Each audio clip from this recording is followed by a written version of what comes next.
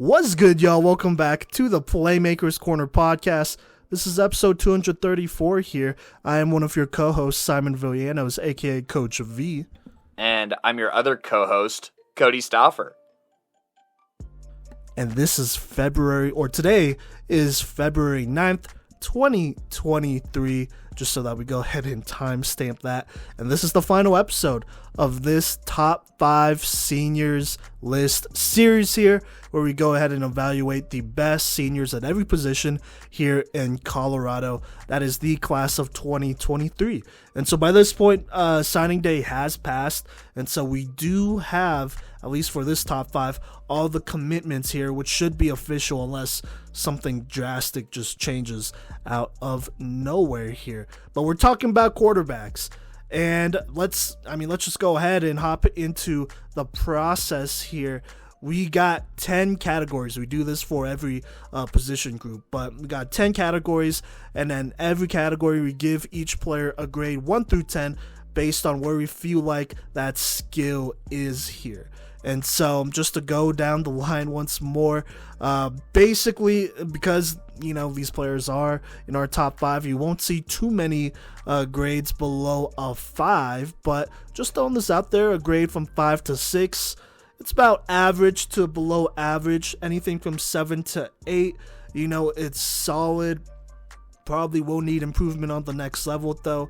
The closer the grade is to 8, the closer it is for them to be a 2-star, maybe low 3-star talent at that specific skill. And then after that, 8 to 9, that's a pretty big range there. Think 3 to 4-star type of talent in that skill level. The 9 to 10 is basically 4-star to high 4-star, 5-star type of prospect, type of skill for that prospect there. And so you give them those grades for those 10 categories. For quarterback, here are those categories. It's arm power, arm accuracy, timing on throws, and then overall mechanics / fluidity, which is still mechanics, decision-making skills, scramble ability, throw on the run ability, pocket awareness, pocket movement, frame / size. Also, we are considering injury history in that one, just throwing that out there. And then your overall grade here once we add everything up. And so myself and Kodey, we go ahead and we evaluate every single prospect on our own, make up those grades there. Then we do come together, talk, adjust prospects, grades that we need to, and then we go ahead and average that grade, add his and my grade together, and then divide that by 2 in case you don't know what average means. And that is the PMC grade, and that's how we rank players. The higher the grade, the higher the prospect is on our list. So that's how that works here. We have watched every single one of these prospects more than once, whether it's in-game, during practices, or in the off-season or whatever. We have watched every single one of these players more than once. I think, actually, for all of the players, all the quarterbacks on this list, we have seen twice each, except for one who we've only seen once. I did see him twice. Just kidding. So there you go. We've seen every one of these players at least twice between myself and Kodey. So a lot of research has been done. Some of these kids we've known since they were like sophomores too, doing their thing. A lot of 3-year starters on this list, which is super exciting. Love to see that. And then I am also going to throw this out there. Not only do we obviously look at highlights to see some of their best plays, but we have watched full games and we rewatched full games. We talked to different people and whatnot to come to a conclusion. And then on top of that, I have also went ahead and evaluated 2 of the top quarterbacks in the entire country in this class. That is Jackson Arnold and Arch Manning, both 5 stars. And so I have grades for them, and then I basically went ahead and compared those guys to the type of prospect these players are as well. And so Arch and Jackson Arnold are basically the bar here, I would say, and we adjusted accordingly from there, because I think almost all these players are going to play on the D1 level, so you got to start comparing them to some of their competition.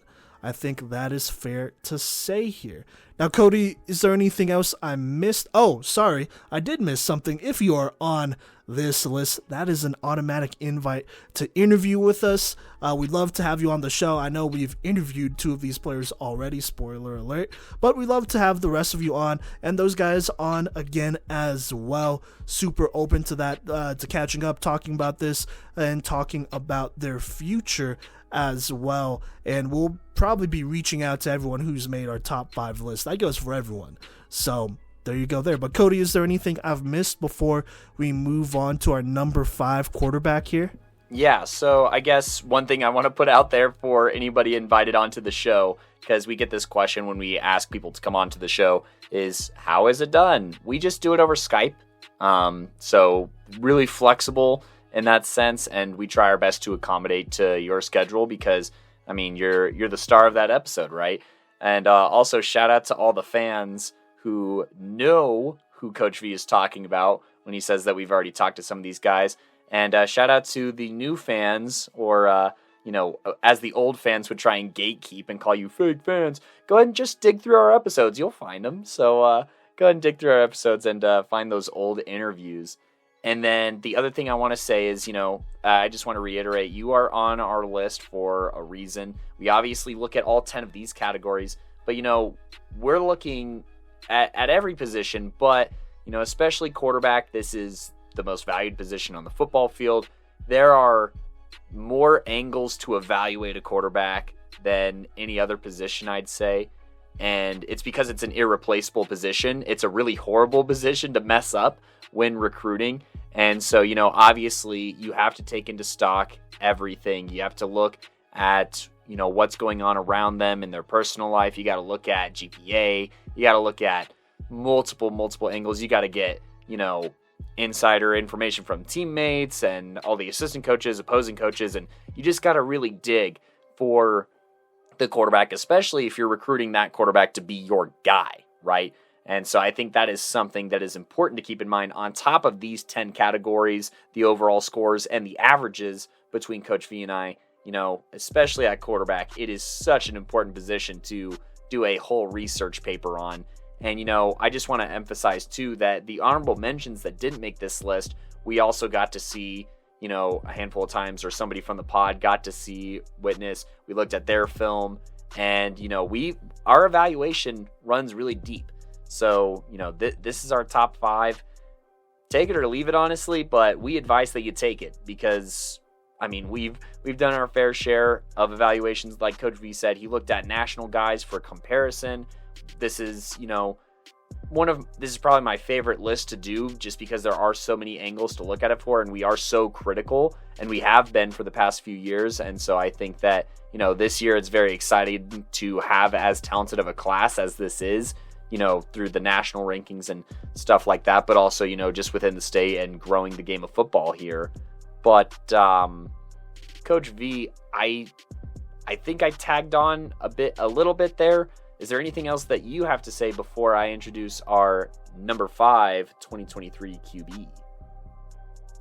Well, I just want to agree with you as well. I'm going to throw this out there because I feel like I have to each year.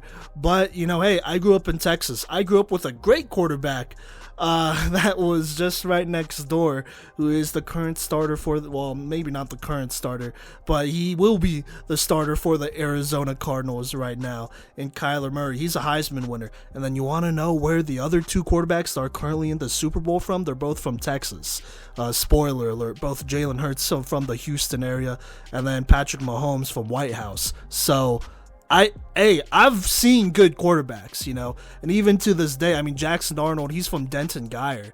I know dudes who went and watched him and told me what they thought about him, and so I went off of that as my baseline as well when evaluating Jackson, which, went ahead and affected everyone's evaluations here. It doesn't help anybody to be soft playing the quarterback position because you can't afford to be it. So, look, it's probably the toughest I've ever graded, and I'm nitpicking, but it's for a reason. And if you're mad that you didn't make this list, except for one, really, it is what it is. You got to continue to get better. Take into account what I had to say about each of these quarterbacks, and then look at yourself. But yeah, Kodey, go ahead and talk about our number 5 guy here. A great story a lot of great stories, honestly, with these quarterbacks. But go ahead and talk about it. Yeah, the quarterback position in its nature is pretty narratively strong. And this position group is no different. And this first guy here is no different. Great dude. And that is Evergreen's very own Tommy Paholski here, standing in at 6'1", about 195 pounds here.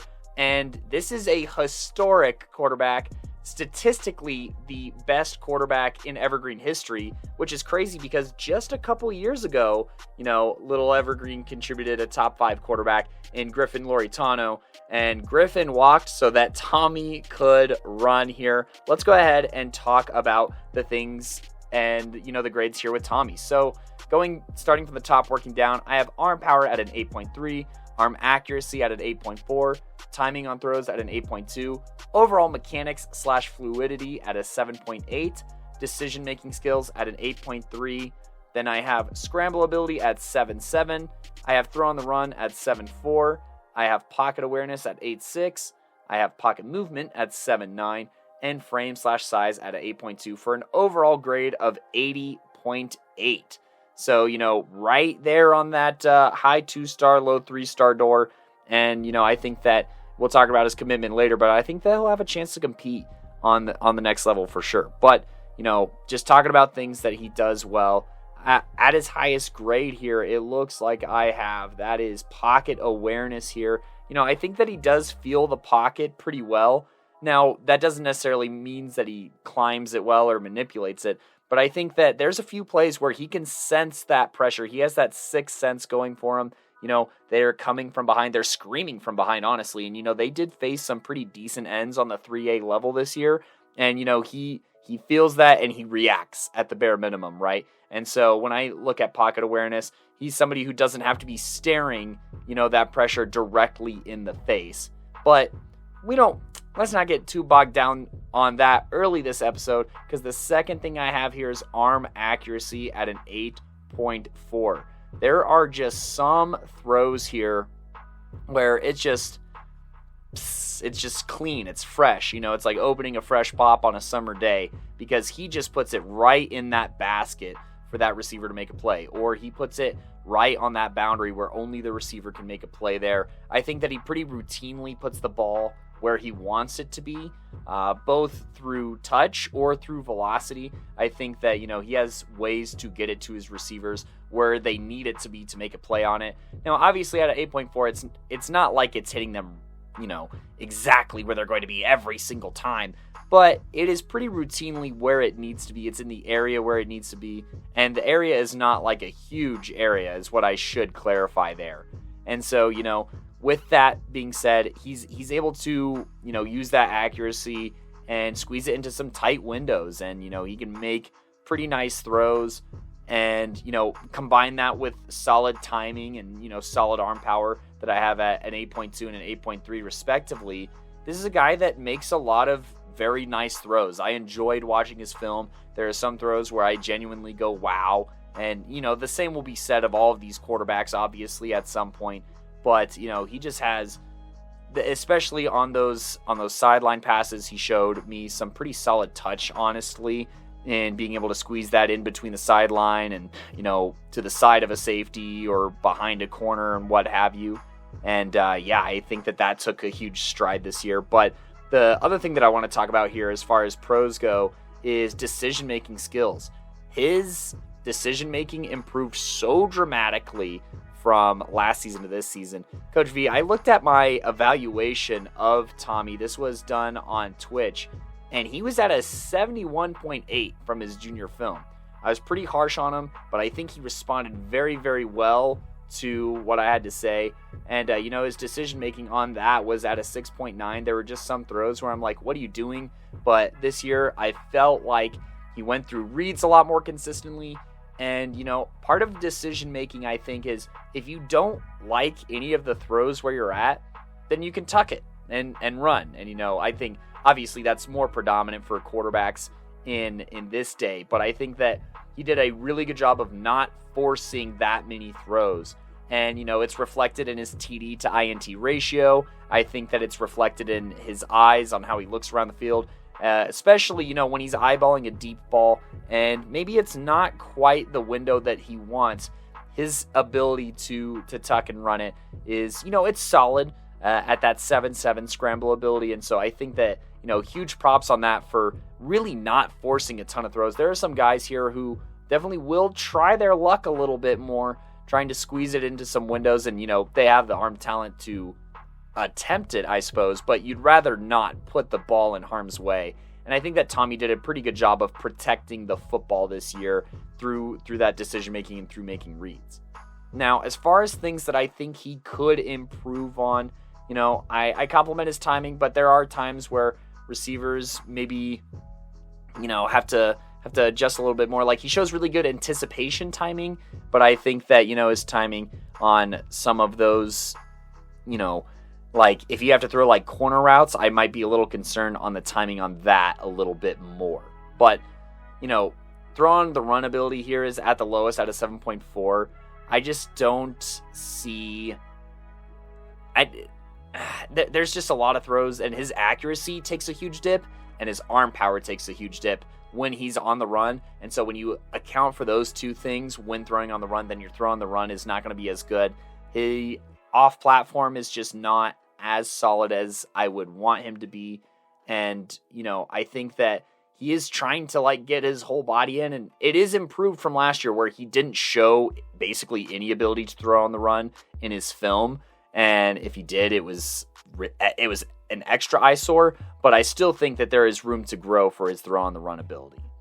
And then, I talked to Coach V before this episode too, and, he brought me down on the scramble ability. I'll let him explain that. And in the meantime, I'll talk about his mechanics and fluidity. I think that his footwork is kind of all over the place, trading between happy feet or being completely still. I think that his base size kind of varies from play to play, and that, there's just some work to be done to just coordinate his throwing motion a little bit more. I think that, it starts at the base. His footwork's got to be improved, but I definitely think that, he just has to be more consistent. And I think that, when he tried to move more, throw on the run more, scramble more this season, I think that his mechanics probably took a little bit of a dip back because of that, because he was working on being a little bit more athletic or being a little bit more of a threat with the football, and, being able to run the football a little bit, at least to the degree that Tommy's able to. I think that obviously that opens up more things in the pass concept. You see more flood concepts, you see more play action stuff. And, I think that he earned those looks through the work that he did in the offseason, but maybe at a very small price. Granted, I would say that his mechanics in general did, it took a little bit of a dip, but I don't think it's something that's unfixable. I think that it's just going to take, some work on that ladder and whatnot. And so, some areas of improvement, some strengths here for an overall of 80.8. Coach V, why don't you go ahead and take it away? Start with strengths or areas of improvement here. Yeah, no, for sure. Well, here, let me talk about all my grades just real quick as an overview. Gave him an 8.2 for arm power, 8.7 for accuracy, 8.3 for timing on throws, 8.2 for mechanics, 8.6 for decision making. Gave him a 7.5 for scramble ability, 8.5 for throw on the run, 8.4 for pocket awareness, 8 for pocket movement, and then an 8.3 for frame and size for an overall grade of an 82.7 here. Look, here's the things I really like about Tommy, like you said, Kodey. I mean, he's very accurate. He has shown the ability to thread the needle and make some really good throws. In my opinion, I think he can make every single throw on the field, on every level, short, medium, and deep, as well as some of those throws on the run. I would say probably more so, just short and medium than anything. But, he'll still be able to process it and throw it deep as well. But really impressed with his accuracy. He's gotten really good. And, he delivers some great footballs and some great throws, especially in crunch time too. Got to see him live against Green Mountain and Northridge. Those were arguably some of the biggest regular season games here in his senior season, and he stepped up and made some excellent decisions and throws there. So there you go. And like I said, I just mentioned decisions here. I gave him an 8.6. His decision making, like you said, Kodey, has definitely improved. He's gotten better. He's been a real student of the game. Look, versus Northridge or versus Green Mountain, those were games he really had to battle. Against Northridge, they were down multiple scores, and he scraped and clawed and dragged this team back into a pretty close matchup. They had a chance to win it. The only reason they didn't is because their coaching staff just made a bad decision, in my opinion. And you can't control that as a quarterback. You can only do with what you're dealt with, especially if you're not on the field. So there you go there, which I don't understand why still to this day. But, other than that, he made the right decisions to get them back in a position to win. Against Green Mountain, he consistently made the decisions to keep them in it. That was like a double overtime game, I'm pretty sure. And even the last decision he made there, it was. It wasn't a bad decision. It was a double overtime game. But the last decision he made to try and win the game, it wasn't a bad decision. I know it because I was standing right on the sideline and nobody was open, and so he had to tuck it and run. He just came up a bit short there. And so, look, he is going to be a really smart football player on the next level. I like his processing time too. That's what I take in mind when thinking about decision-making skills. He processes defenses really well, takes what's there, knows weaknesses, knows mismatches, all of that great stuff, which is really big. That's next level stuff that you got to know on the next level, and you can't always coach that, I would say.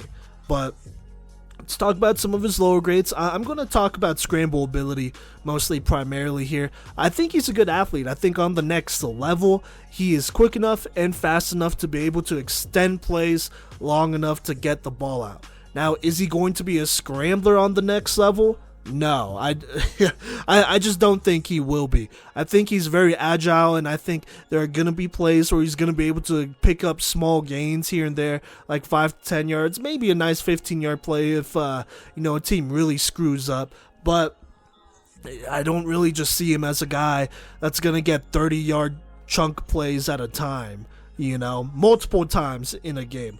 He's just not that, and that's not his game, and that's okay. I think his game is really just being a good quarterback, being very smart with the football, being decisive, and being accurate with the football as well. Accuracy is going to matter a lot here. And so I think those are the strengths to his game. I would call him a little bit of a game manager to an extent, but he's a very accurate game manager as well. He can make some really good throws. And it's not a bad thing to be a game manager. That means you know the game well, and you could pretty much step into a lot of situations and be able to do the right thing and not screw a team over because you're doing too much. And I think, honestly, when you look at some more athletic quarterbacks, they rely on their athleticism much more than their IQ and their mental, just than their head in general. And that's how you get the Josh Allens and Justin Herberts of the world that can't get past, a specific round in the playoffs. But I digress. I really like Tommy's game here. I think he's worked really hard here. Agreed with everything you pretty much said here, Kodey. His mechanics, they're not bad. I think they're more inconsistent at times than anything, but they could definitely be tweaked. In my opinion, watching through a lot of film in his games, he tends to have just not like a lot, just a little bit too wide of a base. He tends to be a little bit wider than narrower, more often than not. And so, you could definitely work on that a little bit here. Not super high on his arm power. I think it's still good enough for the next level, maybe even the level after that. But, I think it's solid. I think he makes up with it with really good accuracy and really good timing, which, as long as the ball gets there, who cares, right? And as long as you're making the right plays to win, who cares? That's how I approach it, at least. So there you go. That's what I have to say about Tommy here. Kodey, what do you think about that? Is that fair to say what everything that I've said about Tommy here?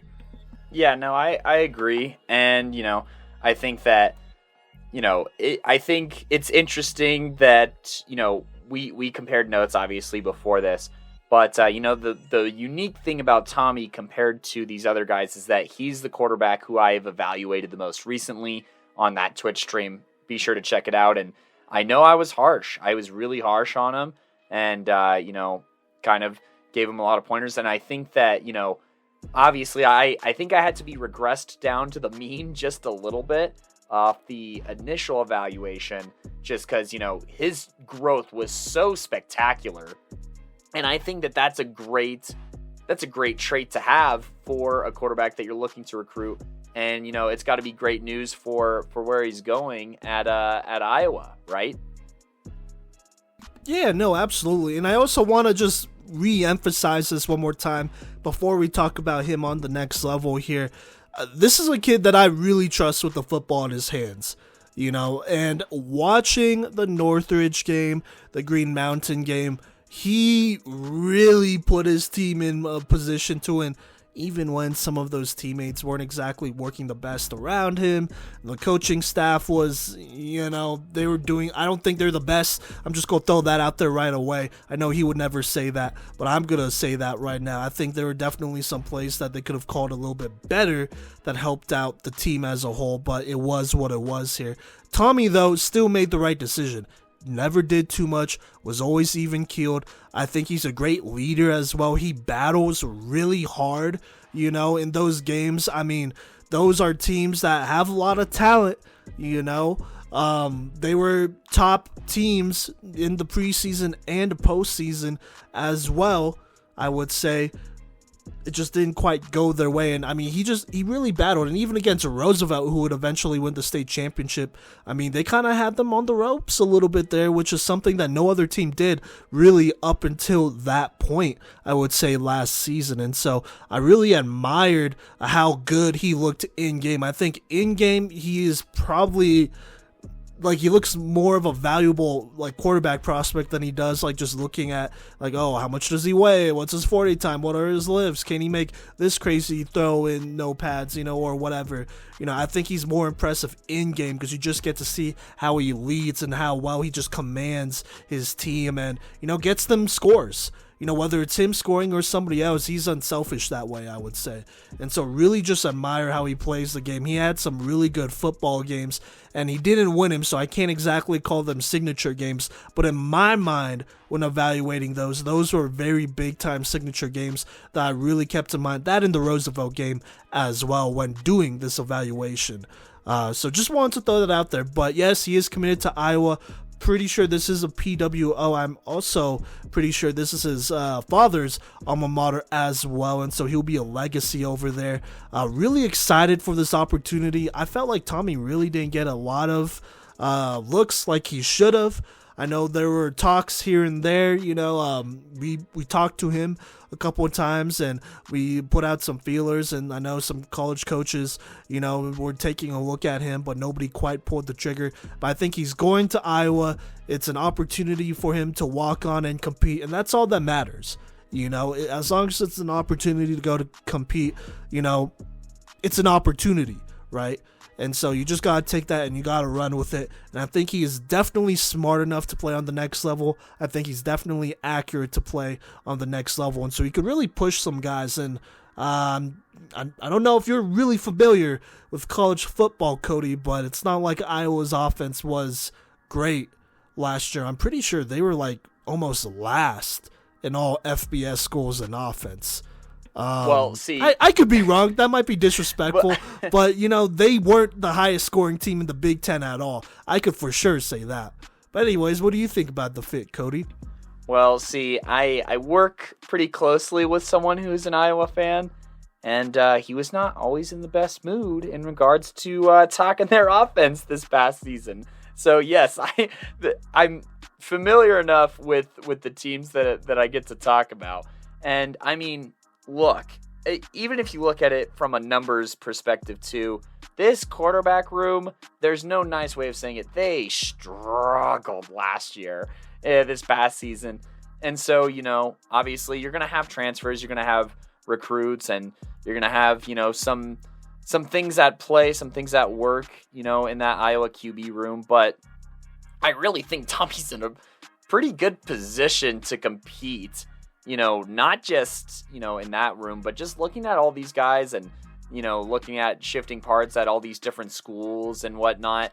He's in a pretty good spot to compete sooner than later, I would say. I mean, look, this QB room, you want to talk about protecting the football, that is something that this QB room did not do last year.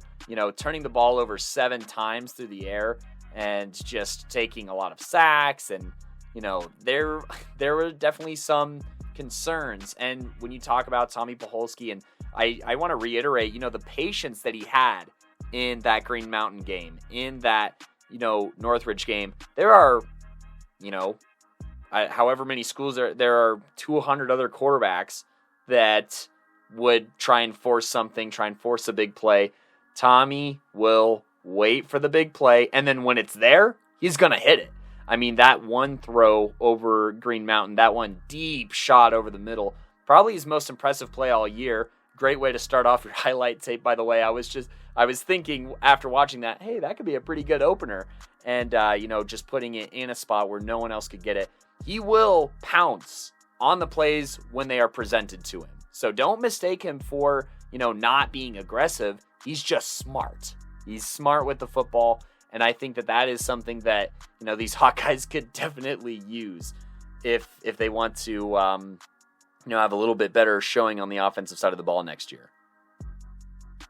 Yeah, no, absolutely. He's very mature at this position, I would say. I mean, a mature person in general. I think he's very mature as a quarterback here. He sees the field very well. I mean, obviously, his pops was a coach and whatnot, so he's a kid's coach. Coach's kid is what I'm trying to say there. And so there's things that just naturally transfer over when you're a coach's kid. I mean, Jalen Hurts is a coach's kid. And so there are things that you just understand about this position a little bit better. And it's very obvious with Tommy here. So love to see that, man. And I mean, there are definitely worse quarterback rooms he could be competing in. He could be competing against Shadur Sanders at CU, which is not even a competition, really, not because Tommy's not talented, but because it's Shadur Sanders at CU, if you catch what I'm trying to say there. And so just excited for him to get the opportunity here. He's going to get a chance to go compete, and that's all that matters. I don't think this is outside of his level of play. I mean, with where I have him rated at an 82.7 here, I think we're pretty much in agreement with what kind of prospect he is. He probably was more of an FCS type of quarterback, but it's still D1.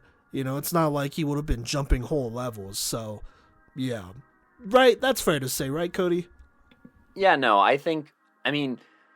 it's opportunity meeting talent, like it always is. And, this is a really good opportunity. And, it's another great story, he gets to compete. He has a chance to compete at a place where, he went, and or where his father went. And, I think another thing too that you have to consider is, there is such a thing as an alumni scholarship, and there's alumni grants and stuff. So, you look at the deals that he maybe could have got looking at D2 or FCS, and I'm not sure how it all shook out once you look at grades and test scores and everything like that. But I'd like to imagine that even though it is a preferred walk-on, that he's still getting to go to Iowa on what I would hope to be a decent deal, right? And so we always encourage athletes to go where the deal is. And so, where passion and wanting to go to that alma mater meets, maybe some opportunities that come from other areas, and then with a chance to compete at football, I think that, there are certainly worse situations you could look at. And I think that this is not only a wholesome, inspiring story and situation that we're looking at with Tommy Pacholski, but also it sounds pretty fun. He's like, why not at that point? So, I think that there's just a lot to consider. Just like the quarterback position, there's a lot to consider when evaluating one. From a quarterback standpoint, there's a lot to evaluate when going to a school. I mean, same with any recruit. But, I think that there's obviously a ton of factors at play here, and I'm very excited for him. And excited to see where this commitment goes. And, would not be surprised if another Colorado quarterback is, taking snaps under center for Iowa in the next few years, because we've already seen it. And hopefully, I mean, for Tommy's sake, for our sake, and for Iowa's sake, I hope it looks a little bit better coming from Tommy than some of the other Colorado guys that we've seen. But that's a little disrespectful. We don't gotta... I'm pretty sure that kid is he's from our graduating class as well. But it's okay. Let's just move on here. Kodey, do you mind if I talk about the number 4 guy here in Colorado? I think that I do, because I think that I have dibs. Just kidding. On you're that. Right. You're right. But that's a good little segue. We get to play tug of war on the air over our number 4 2023 quarterback. This one out of Denver South. If that didn't give it away, you haven't been paying attention, because it is Joseph Capra here, the absurd athlete who, on top of being a multiple-time All-State quarterback here in Colorado, is also one of the most decorated hockey players in Colorado sports history. But transitioning back to the gridiron here, let's go ahead and go through these grades here. So, arm power, 8.2. Arm accuracy, 8.5. Timing, 7.7. Overall mechanics, 8.6. Decision-making skills, 7.9. Scramble ability, 8.9. Remember that one for later. Throw on the run ability, 7.9. Pocket awareness, 7.9. Pocket movement, 7.4. Frame/size, 7.8. For a total grade of 80.8. You'll notice that reflects Tommy Pucholski, but this is for entirely different reasons, as their color code here on my sheet is almost completely alternated here. And it starts with the scramble ability at an 8.9. I was going back and forth on if this is a 9.1, 8.8, 8.9, or just a 9. And look, Joseph Capra's agility is absurd. He can cut on a dime. He's a great athlete. I think that, there are times where there's nothing there, and he makes something out of nothing. I believe he has true 4.5 speed, and, his ability to, break off a big run against opposing defenses is just so lethal. And, he does it time and time again. There's one play on his highlight reel where there's a fumble, and he picks it up and picks up a big gain. And so, his improvisational skills are very solid. I think that is probably the thing that's most well reflected in his throw on the run ability. But, as an athlete, he is just such an absurd threat running the football. And, when he's able to run the football that well, that obviously makes a lot of other things a problem here. And so you have to keep an eye out for some of these other things. But, talking about other things that he does well, I want to talk about his arm accuracy at an 8.5. He routinely gets opportunities and shows up to throw really nice fade routes and putting the ball in a place where his receivers can make a play. I want to say that he might throw fade routes, at least on film, more than any other quarterback here outside of maybe number 1. But, he has very nice touch on the ball, and it's very accurate. He drops that right into their basket very routinely. And I think that, between his athleticism and his ability to throw a nice fade route, this is a defensive coordinator's nightmare in the red zone of a quarterback to throw against, because you're looking for these concepts, you want to prevent them, and Joseph Capra just makes both of them very high threats on your radar here. And so it's kind of like pick your poison. Now, even though I still think that he has some things to improve on mechanically, I do think that his mechanics are solid, and he did a good job of cleaning them up.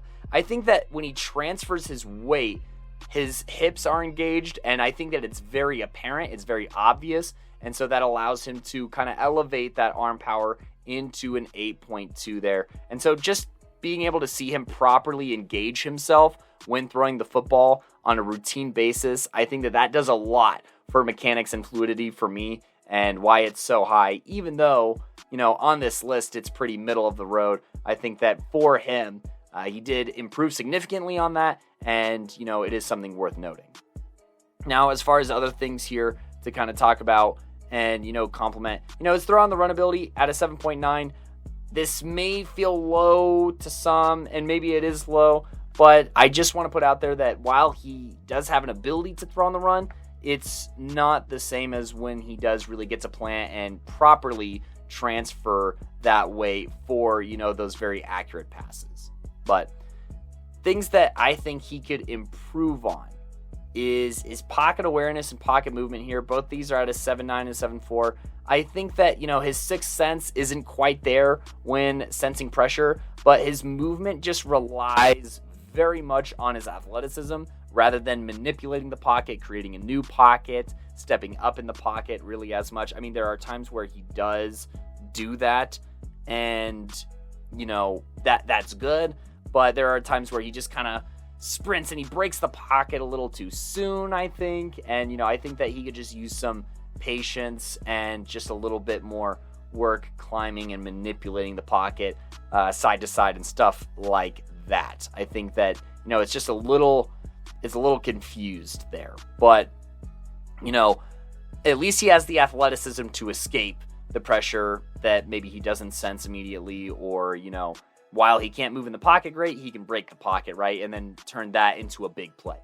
And then last but not least here, as far as areas of improvement for me, his timing on throws, I think, could use work there. I feel like it's definitely a timing thing when his receivers are slowing down on like intermediate routes, when they're not finishing that route and they're slowing down to catch up, because he just doesn't quite put the ball exactly where it needs to be at that moment in time, specifically on his intermediate routes. More than anything, those crossers, those deep ends and stuff like that. Sometimes even the outs are a little bit mistimed where, he just doesn't put the ball exactly where it needs to be. And I don't think it's an accuracy thing, because I see him put it into very tough windows at times and put it in the basket. But I think it's more of, he's not quite getting it as the receiver is making their cut, or, maybe he needs to throw it before their cut, and he just doesn't quite have that going for him at that time. Coach V, we have some similarities, we have some differences here, but let's go ahead and talk Capra.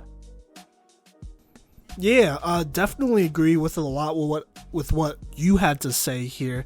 Let me just give a quick overview of all my grades here. Gave him an 8.3 for arm power, 8.4 for arm accuracy, 7.6 for timing, 8.5 for overall mechanics, 8 for decision making, 9 for scramble ability, 8.5 for throw on the run ability, 8.5 for pocket awareness, 8 for pocket movement, and an 8 as well for frame/size, for an overall grade of 82.8 here. Let's talk about his highest grade. Scramble ability at a 9. This is a guy who's extremely dangerous on the ground. I mean, there are times where he makes multiple defenders miss, and then he'll either throw the football or he will just go run it. But when he finds a crease, he is gone. He has really good speed, probably 4.5-ish speed there, I would say. And he's fast. This is a kid that is extremely fast, and I think that's going to really translate well to the next level. I mean, there are multiple times just looking through his reel and, from the games we've seen where, he just splits a crease here, splits a couple defenders, and he just beats them out. And it's a foot race, and that's something that he's pretty much going to win all the time on this level. On the next level, he's not always going to do that, but I think he's definitely a guy who could, really be used as a runner and be lethal at it. So I was really impressed with his run ability there, and his agility, like you mentioned, Cody. Now, two other grades I do want to mention real quick here before moving on. 8.5 for throw on the run ability and 8.5 for pocket awareness. I think he's pretty aware of what's going on around him. Like, he's not really one to hold on to the ball too long and just like get absolutely annihilated. And I think that also kind of ties into his scramble ability, because he's somebody who's very aware of his surroundings. When people are closing in, he knows when he needs to move. He knows when he needs to dodge. He does what he's got to do so that, teams can't get a hand on him. And he doesn't really allow a lot of like really clean hits on him, I would say, unless he's initiating the contact first, which is very smart, and you love to see that. You love to see quarterbacks take care of themselves and be that aware. And so that's why it's his second highest grade here. And then his throw on the run ability, I would say the farther the throw is, the more the ball kind of floats a little bit or flutters here. I think he is very accurate in the red zone, though. I mean, you watch him move around, and he throws darts on the run off platform.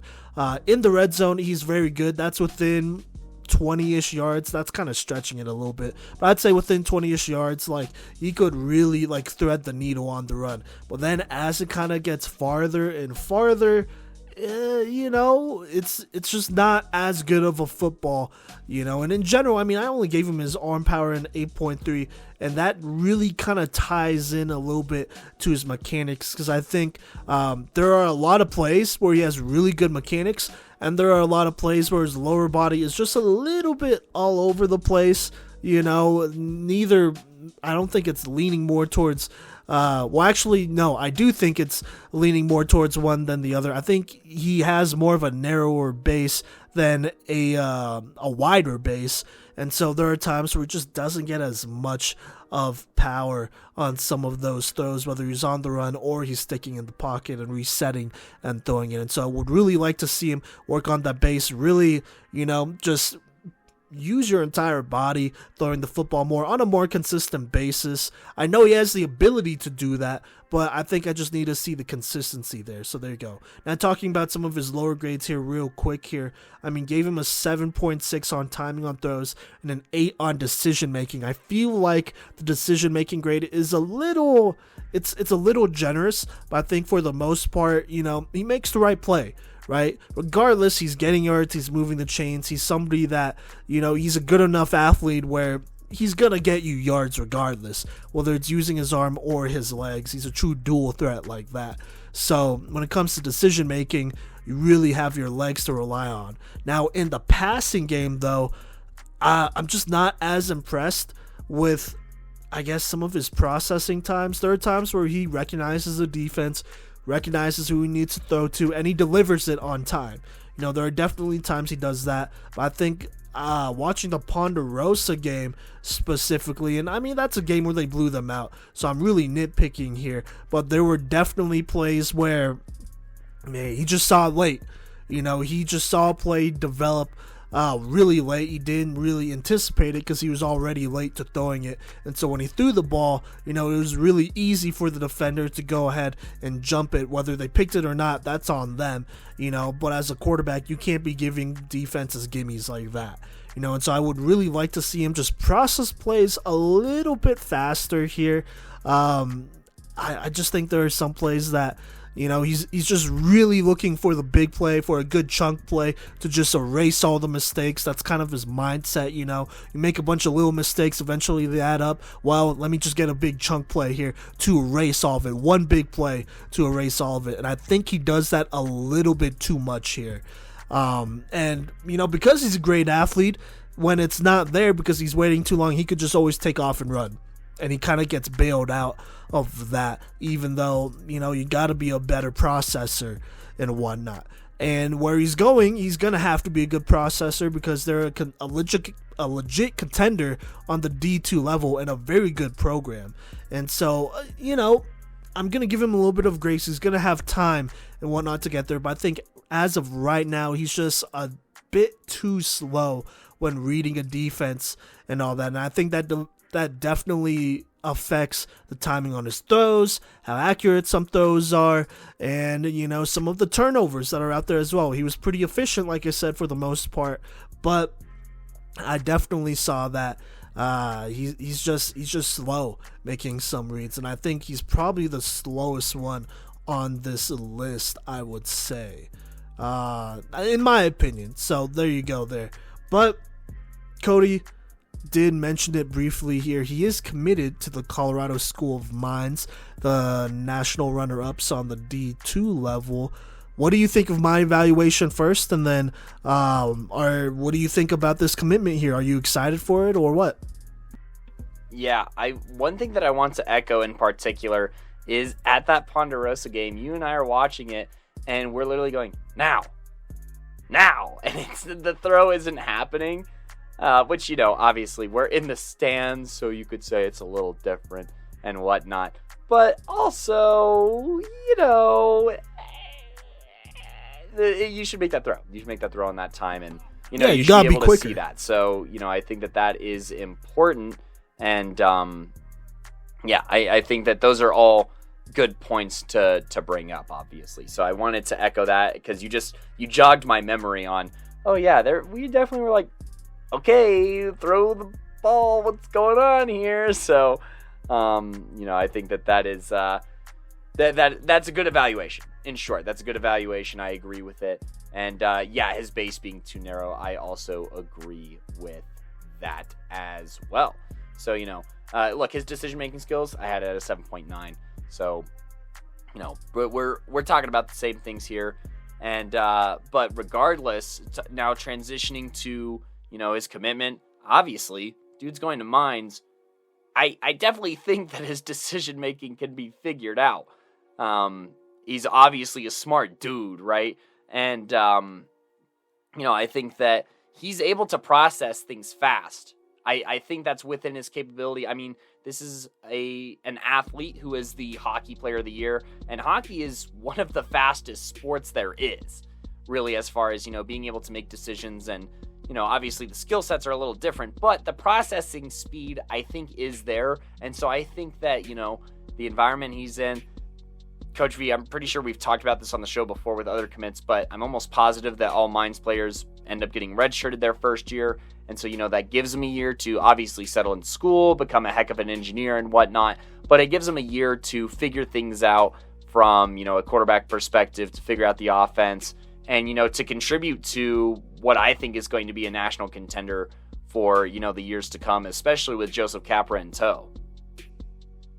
No, absolutely. And I mean, he is benefiting just a little bit here because if I'm not mistaken, Mines' starting quarterback, John Matoka, should be back for one more year because I'm pretty sure he graduated 2019 and then COVID happened, so he should have one more year of eligibility if he chooses to come back here. And I mean, I'm just going to assume that he will. I haven't seen any reports. I mean, it's D2 football here in Colorado, so there's not going to be a lot of reporters that are just going to be in his face asking about it, but I'm pretty sure he has one more year of eligibility.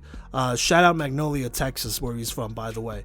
But John Matoka, in the games that I watched him, because I watched the semifinal game and the national championship. Obviously, the national championship didn't go well, but the semifinal game really went well. And I think that was the game where he really solidified himself as one of the best players in the country because he won the Harlan Hill, which is basically the D2 version of the Heisman Trophy, over guys like Tyson Bagent, who are like NFL prospects right now.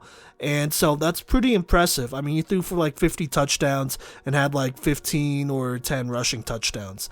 And so he's that guy. And just watching him play, his style reminds me a lot of Joseph Capra, and it's not just because it's two athletic white guys who could throw and run. Kind of sounds like that's what it is. It is a little bit of that. I mean, Capra here is definitely taller than him because I think John is only 5'11", probably 5'10", to be honest with you. But who cares? He won the Harlan Hill. But I think watching a guy like John Matoka play, who has a very similar skill set, like I really understand why Mines was aggressive and wanted to get Capra, will be good for him because, you get to see somebody with your skill set out there playing, what he's done before, and sometimes, honestly, when learning the quarterback position, It's better to see somebody else have success and make those mistakes instead of you doing that, and then you're just out there, and when one mistake happens, you're like, man, I really don't know what happened, and then it just keeps piling on because you can't see it, because you can't watch yourself play while you're out there. And so I think for Capra here to go into the situation and whatnot, you have a guy in Matoka who's a good quarterback. You'll really get to learn from him and see what a guy with your skill set could do out there on one of the highest levels of college football, on the D2 level here. And so that's going to really benefit Joseph Capra here. And I looked at some of the other quarterbacks. I know they recruited, I'm pretty sure they picked up a quarterback from Texas as well. So it will probably be a comp between him and Capra here moving forward. And then I know they have a couple quarterbacks from Colorado on the roster, but I think Capra's better than all of them, just being completely honest with you. So there you go. But Kodey, what do you have to think about that? I know you don't exactly keep up with minds like that. So yeah, but what do you think?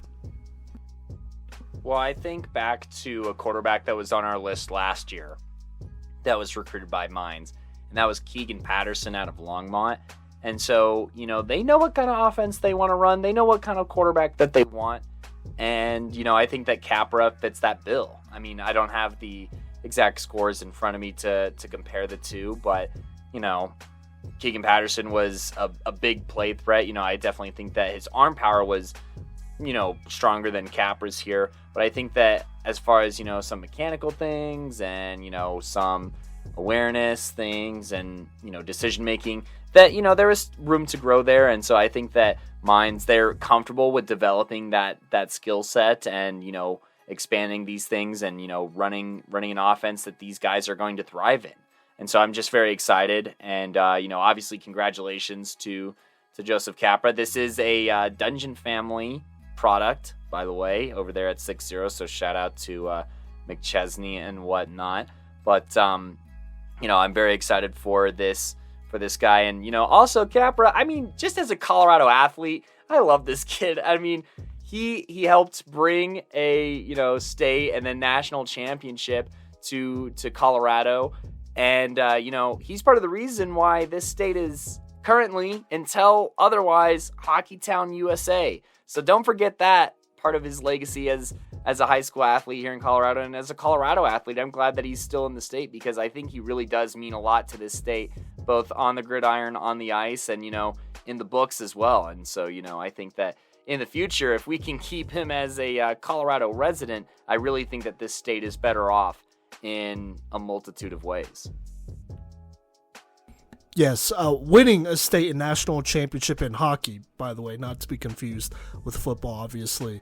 But yeah, no, absolutely. He's a great athlete. He's really entertaining to watch. Really enjoyed watching him play against Skyline, Ponderosa as well. He does his thing. He's pretty electrifying, and so I'm excited to see what a more refined and mature version of him looks like here in a couple of years, hopefully, when he gets to play for Mines. And, I mean, that's a team that's going to continue to hunt for national championships and conference championships first. But, we'll see what happens. So, regardless, excited for him. He's a great athlete, definitely very deserving to be on this list here. But, Kodey, if you don't have anything more to add, you mind if I talk about the number 3 quarterback in this class? Yes. You have to introduce a quarterback at some point, and I guess 3 is as good as time as any.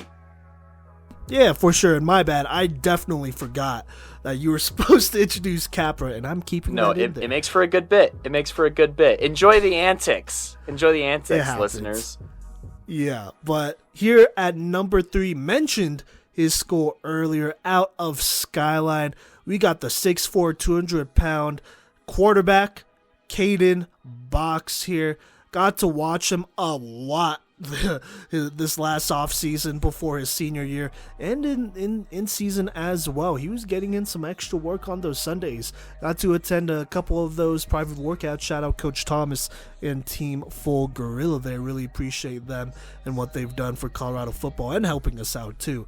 but got to watch him throw a lot here. So, got to watch him throw a lot without pads, but I did watch him twice, actually. I almost forgot, but I watched him last year in his last game of his junior year in the playoffs versus Vista Ridge. Vista Ridge won. I think they have a better roster, so there you go there. But he made some plays that definitely popped up, and I was impressed. Love to see it. And then this year, actually watched him in the season opener versus Joseph Capra at Denver South. And look, I know if you look at that box score, it doesn't look really close, but it's definitely a lot closer than what it would have been because Caden Box was really holding this team together in that game. But he had a good year here, and so let's talk about his grades here finally. And so gave him a 9.2 for arm power, 8.4 for arm accuracy, 8.7 for time gun throws. I gave him an 8.8 on overall mechanics and fluidity. Decision making skills, gave him an 8. I'll talk more about that later. Scrambling ability, gave him a 6.5. Throw on the run, 8.1. Pocket awareness, 8.8. Pocket move, hold up. Let me just make sure. Yeah, pocket awareness, 8.8. And then pocket movement was an 8.5. Then gave him an 8.4 for his frame here. I'll start with the positives, the things I really like about his games, the thing that really makes him like a top tier prospect, I would say here. But let's talk about arm power here. Gave him a 9.2. It may not be a popular opinion, but in my opinion, he has the strongest arm in the state. This is a guy that the football just jumps out of his hands. He just has a great natural ability throwing the football. It's one of those things where it's a flick of the wrist and it goes like 50 or 60 yards. But just watching him throw some of these deep passes continuously on the money and really stretching the field here, was really impressive to me. And so I really believe in that 9.2 arm power. He has an absolute cannon. The strongest arm on this list, and probably the strongest arm that we possibly may have ever developed, maybe like next to Leslie Richardson. But like I said, I feel like they're pretty close there regardless. So really love that. His arm power really allows him to just gun it and put it into a lot of tight spaces as well. Watching him throw a lot here, I've seen him put it in very tough windows here that only really he could put it in because he has the physical ability to do it. And even then, I think his arm power, he could still get stronger here. But that's neither here or there. Let's keep talking about his game here. Gave him an 8.8 for pocket awareness. He knows when the pocket is collapsing. He knows. And I am not even going to lie and say Skyline's offensive line was that good. They had some dudes, I guess, but it wasn't really the strongest line here. And so you could tell that he knew when time was running out really well. And so he got really good at that. And so there you go there. Really love his pocket awareness, and then arm power. Golly, just a great arm, honestly. And then I also want to quickly mention his timing on throws, an 8.7. This is something that has really improved here. I would probably not have given him an 8.7 if I watched him just his junior year in person or even some of his senior year film. But honestly, when he has a clean pocket, when him and his receivers are on the same page, which isn't, I wouldn't call it his fault, that's also on the receiver as well. He has really great timing on his throws. Just watching him throw, he's pretty consistently on the money. I'm pretty comfortable with this grade here that I'm giving him at an 8.7. But anyways, let's move on. Talk about some of the lower grades here, which isn't exactly his fault here. His scramble ability was his lowest grade at a 6.5. He's just not really. He could run a little bit, right? He could run a little bit. Is he the fastest? Not really. Is he going to be able to do that on the next level? Unless you really need him to go get a first down. Probably not. He'll put his shoulder down and try to run over somebody because he's a bigger dude. I would not recommend that, as an evaluator, doing that consistently. But he could do it, if he wants to extend the drive, and that's okay. but I just don't think he's really gonna get much better there. I think he can maybe get more agile, make some more people miss so that he could maneuver around, but I don't keep that in mind too much when it comes to scramble abilities. So there you go. And that's not really the type of quarterback he is. I mean, he's a strong arm quarterback in my opinion. Now, the other thing that is his second lowest grade here is his decision making at an 8.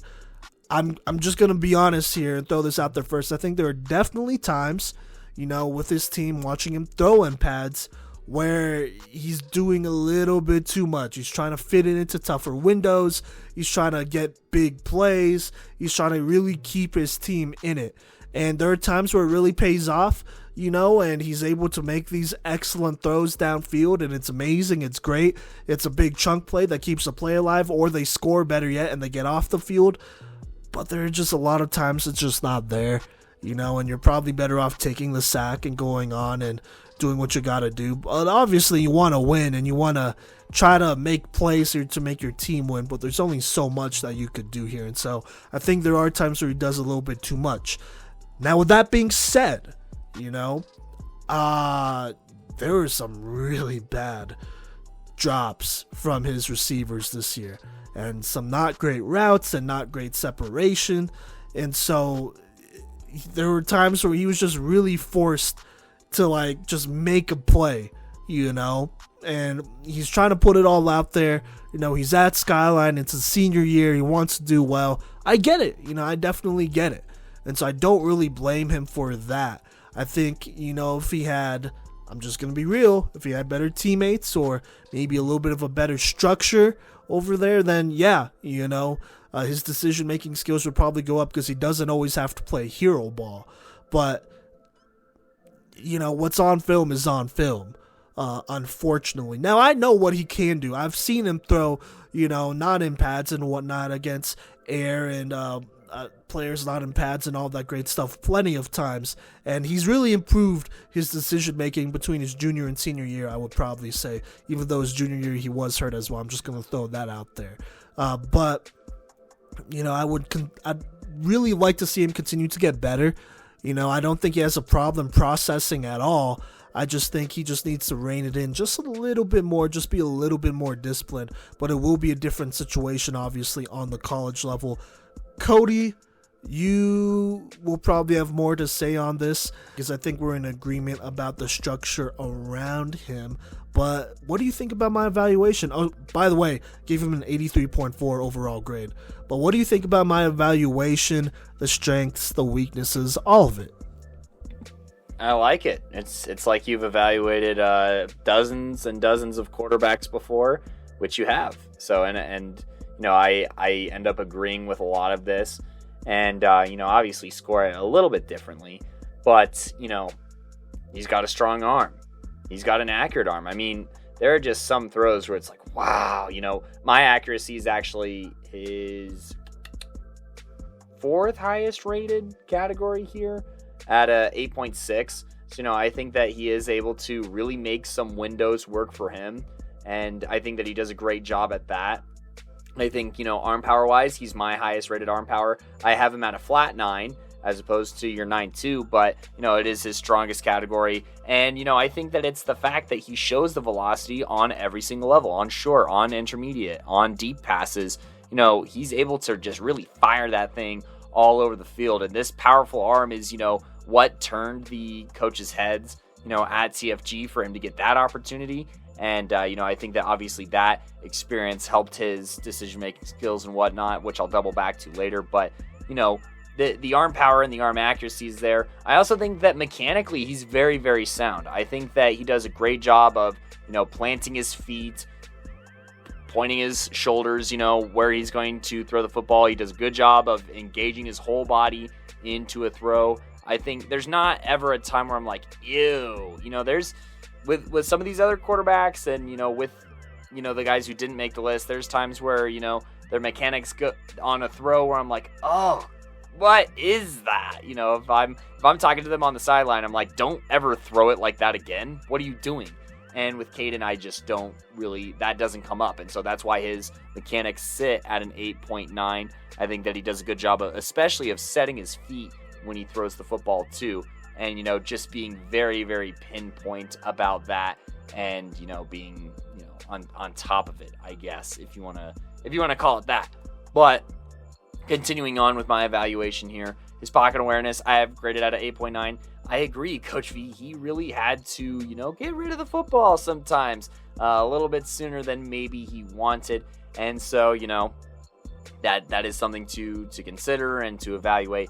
And I think that he senses it very well. And, he beats pressures, he beats blitzes very often, both in the pre-snap and in the sensing the pressure. Now, pocket movement-wise, I think that he moves around the pocket very well, and I think that starts with, very solid footwork and his mechanics being very good. Do I like it when he starts running out of the pocket? Maybe not so much. But, within that pocket, I think that he moves around in it very well. And I think that he adapts to the hand that he is presented with on any given play, depending on where the push or the blitz is coming from. He does a great job of adapting to that. So, that's a ton of categories there, all over 8s. Timing, I also have it at an 8.3. But let's talk about some of the things that I think he could work on.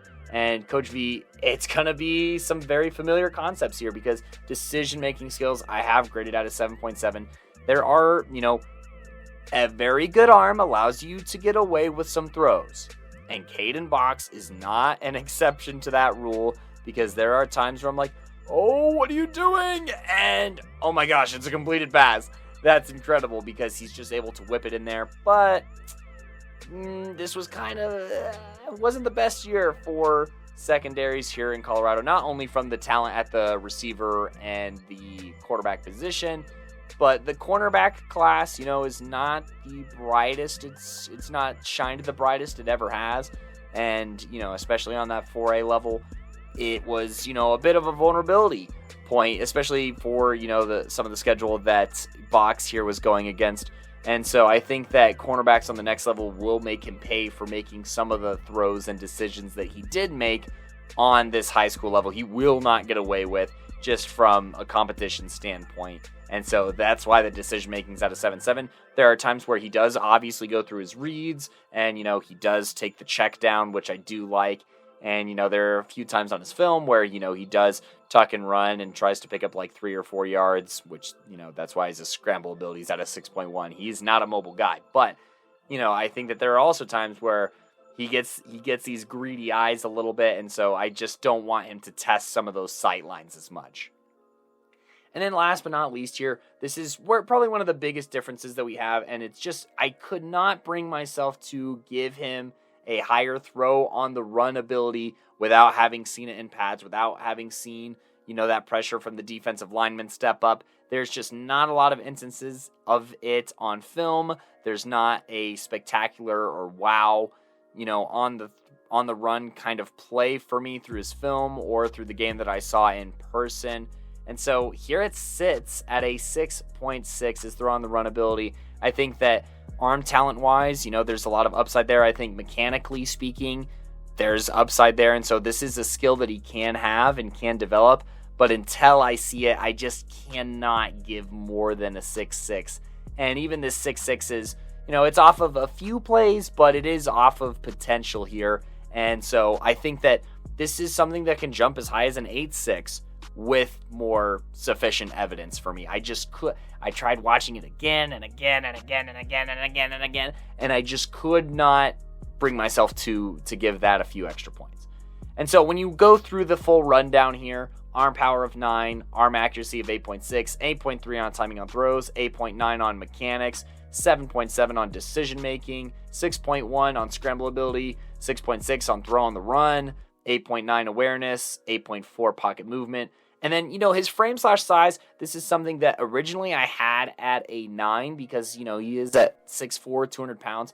But I did bring it down just a little bit considering the injury histories, just dropped it down that 0.1 point because it is something that you just kind of have to keep in the back of your mind there. And so overall, that makes for Caden Box here at an 81.4, and then averaged out with Coach V at an 83.4 is an 82.4. Quick maths right there, right in the middle. Coach V, we meet in the middle here for an overall grade of 82.4 with Caden Box. And, we also have something in common with Kodey as far as education goes. Isn't that correct?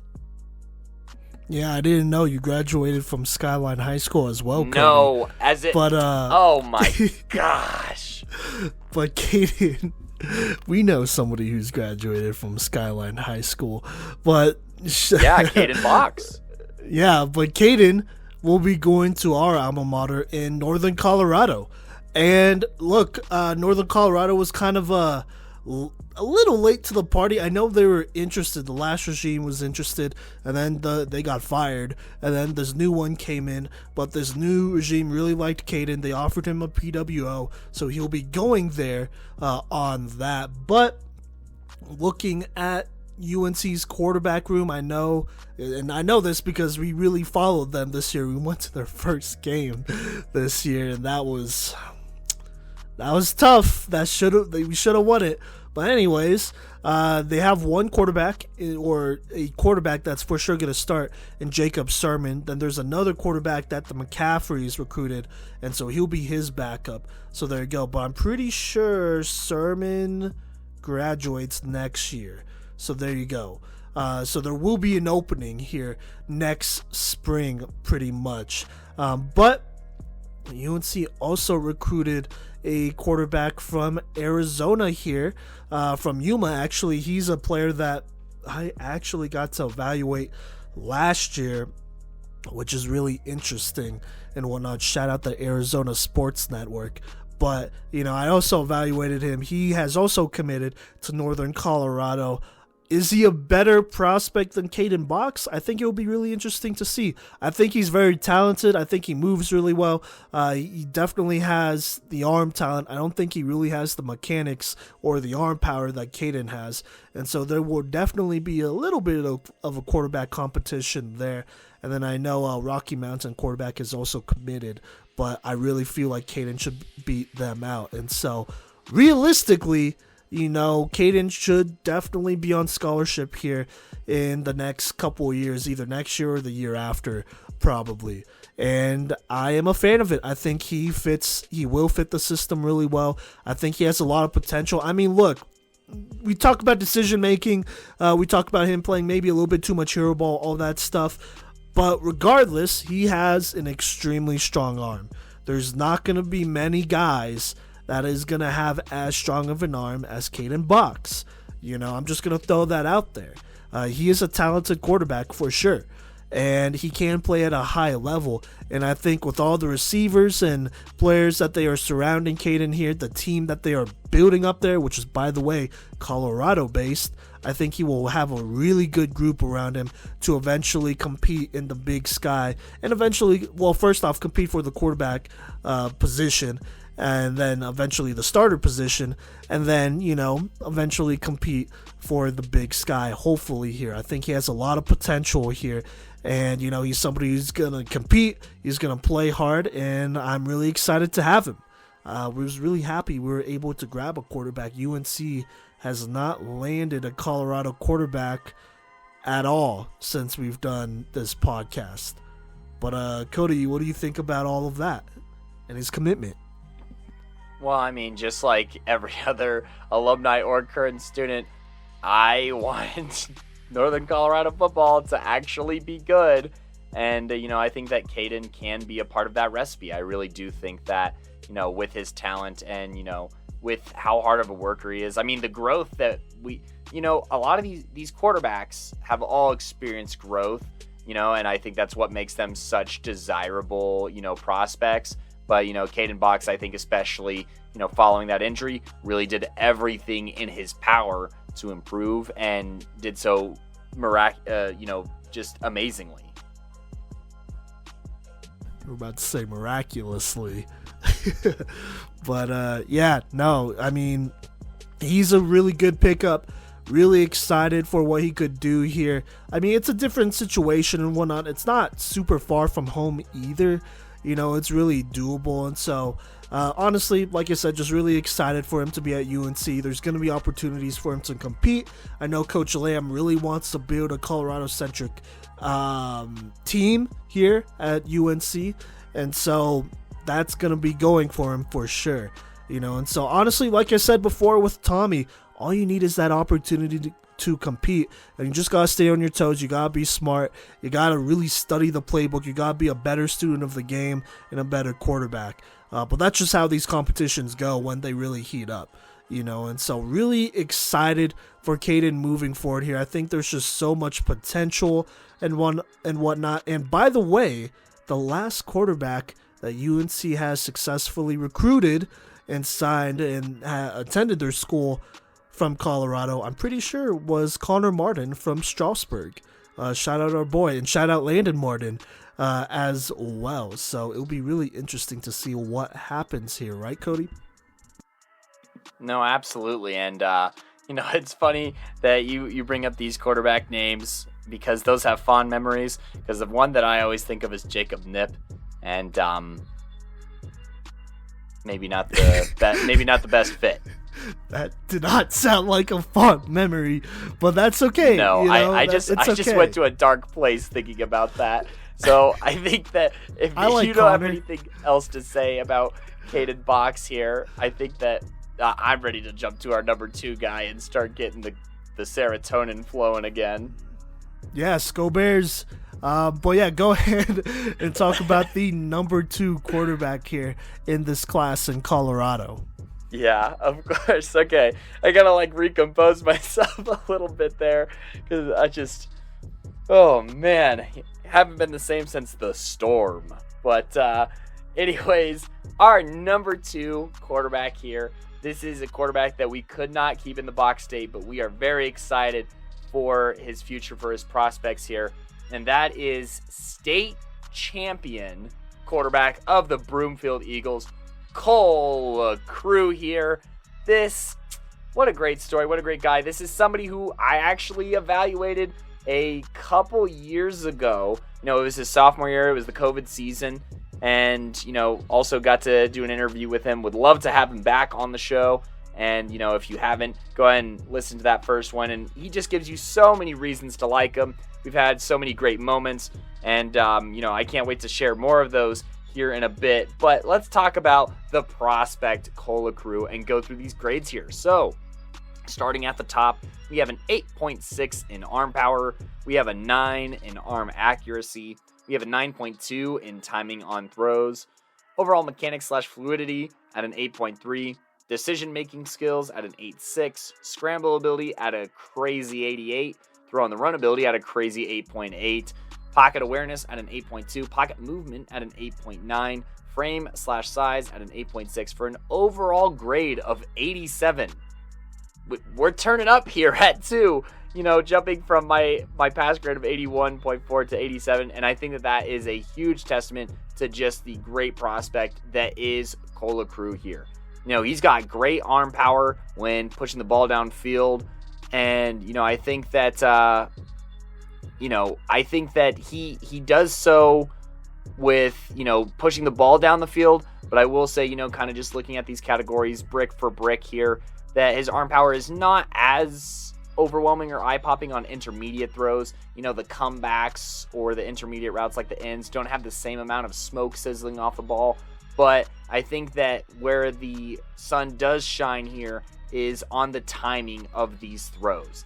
His timing is at a 9.2. He does a great job timing these comeback routes, anticipating the receiver's cuts, anticipating the breaks, anticipating the defenders here on these in routes, on these slant routes, on these spot routes. He just has a great feel for the field here and does so, and it reflects in his timing on when he releases the ball, the way that, he looks around the field, and the way that he comes back to routes even sometimes as well. Being able to know when that cut is going to happen, when that break is going to happen, and being able to deliver that ball on time. He's very good at that. And I think that it's also really, really good, talking about timing and then tying in the arm accuracy here when pushing the ball downfield. He just puts it where the receiver can get it.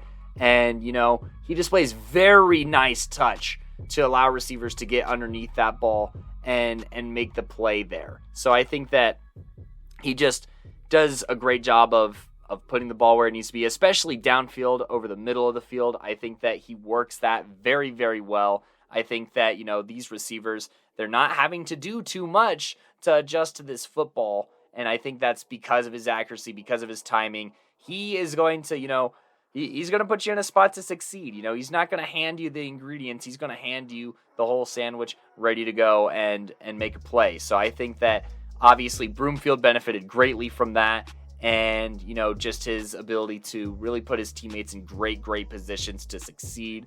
And yeah, I think that combined with his pocket movement here is at an 8.9.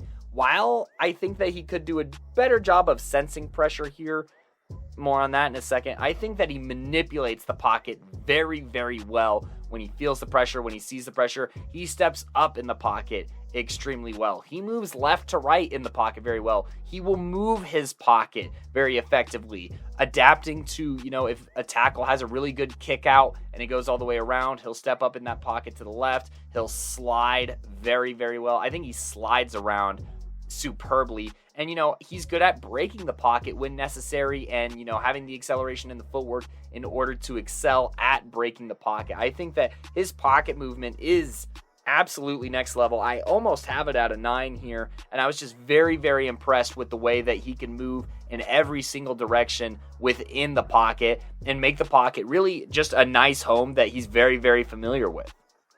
Now, I think that talking about some of these other things, look, scramble ability, throw on the run ability, I think his footwork is very solid, and that's not when manipulating the field here. So that's not the problem I have with his mechanics. But, throwing on the run, he throws some ridiculous passes on the run. I mean, he's actually the highest grade I have for throwing on the run, where, he could be rolling left and throw an absolute laser right, or vice versa. He does not always have to plant. He can throw off platform extremely well. I mean, I'm pretty sure it's the opening throw in his film / the play that I got to see live against Dakota Ridge, where he rolls out left and throws just an absolute dot, like 40 yards down the field, down the left sideline. He doesn't even really get to flip his shoulders as much as, you would maybe want to. And I mean, this ball is just so perfect. I don't think anybody could have dropped the ball on this one because it was just such a gorgeous pass. And yeah, after seeing that, yeah, I got to see Kolakru 3 times this season. Between the game that Coach V and I attended in Erie, I got to see that Dakota Ridge game because it was on that Littleton side of town, and then I got to see him at State, obviously. And, in all of those games, he just is moving around so much. He's so hard to keep track of from a defensive standpoint, and, he'll make you pay for it too. But, if he is scrambling and he doesn't like what he sees downfield, he's not very pleasant to try and stop when he does decide to turn up as well. I think he's pretty quick, honestly. There's one run that he rips off against Dakota Ridge, and keep in mind, this maybe isn't the same Dakota Ridge defense that we've seen in years past, but it's one that has fast dudes on it regardless, just because they are an athletic school, and he torches that whole defense basically right through their torso, just straight up the gut, and just beats them in a foot race. And he does it again and again and again in this game, and is just in takeover mode. And it wasn't even his best. I don't think it was even his best rushing performance. It had his long for the season for sure. Because, I mean, scramble ability is going to be at an 8.8 when you're able to rip off an 80-yard run plus for a touchdown against a team that I don't think is poorly coached, against a team that, while they didn't necessarily have someone, quote, super special on this defense this year, I still think that, they're well coached, and to be able to rip off that run, it's astonishing, obviously, and surprising to the defense and us here for him to have that top level speed. I think that a lot of people don't talk about his top speed that much, but he's also a very physical runner. There were times where Broomfield, boy, it was 4th and 2 and they needed 3 yards, and Kolakru, the battering ram, would make an alter ego appearance and ball out in that way, and deliver big plays when they were necessary. I want to say in the Erie game that we went to that he ran for 4 touchdowns or something like that. And so having that versatility of being a tough physical runner, but also somebody who has good vision, manipulates the field very well, uses his downfield blockers very well. These are notes that I even think some running back could potentially take notes on Kolakru's vision and the way that he runs as well. And he's, like I said, he's not slow either. he's not blazing fast. He's not a 4-5 guy like Joseph Capra, but, I would say that he is the second best scrambler on this list pretty easily. So, decision-making skills, I think that he does a good job of going through progressions, but I'll kind of let Coach V touch on that a little bit. And then arm power, he can push it down the field very well. It's sitting at an 8.6 and not higher, just because I would want to see a little bit more on intermediate stuff. But before I talk about literally everything, I'm going to just talk about, some areas of improvement here. His lowest grades for me were an 8.2 in pocket awareness and an 8.3 in overall mechanics / fluidity. I think that, he does a great job of, flipping his hips and, trying to throw properly downfield, and, his footwork plays within his frame. But, when there's times where he gets a little flat-footed, so I think that is something to notice. And then his throwing motion, sometimes he'll do a double clutch. Actually, not even sometimes. It's a handful of the time. And so I think that is something that you'd want to get rid of. I mean, 8.3, it's still good mechanics, obviously, but there's little things that you can tinker with and fix as well. And then I think that, awareness-wise, he's just got to work on that sixth sense. He's got to work on feeling that pressure a little bit more. There were some times, especially I want to say in the Erie game, the regular season game that we did get to see, where the pressure did get a little close, and I don't think it was from a patient standpoint. It looked like he just didn't really feel it all that much. But overall, at an 87 here, Coach V, we're kind of, now that we've gotten into this tier of quarterbacks, it's going to kind of flip roles a little bit here, where I had, 3, 4, and 5 graded a little bit lower, and, not by much, obviously, but a little bit lower. And then, with these top two guys, you are 0.2 points below me in our overall assessment. So go ahead and take it away on your assessment of Cola Crew here and how he, spoiler alert, lands at an 86.8 for you. Yeah, no, for sure. Look, let me just go through here. So I actually gave him, I just realized this, I gave him 4 8.6 grades in a row. Well, I gave him an 8.6 for arm power, arm accuracy, timing on throws, and overall mechanics and fluidity. I did not mean to do that.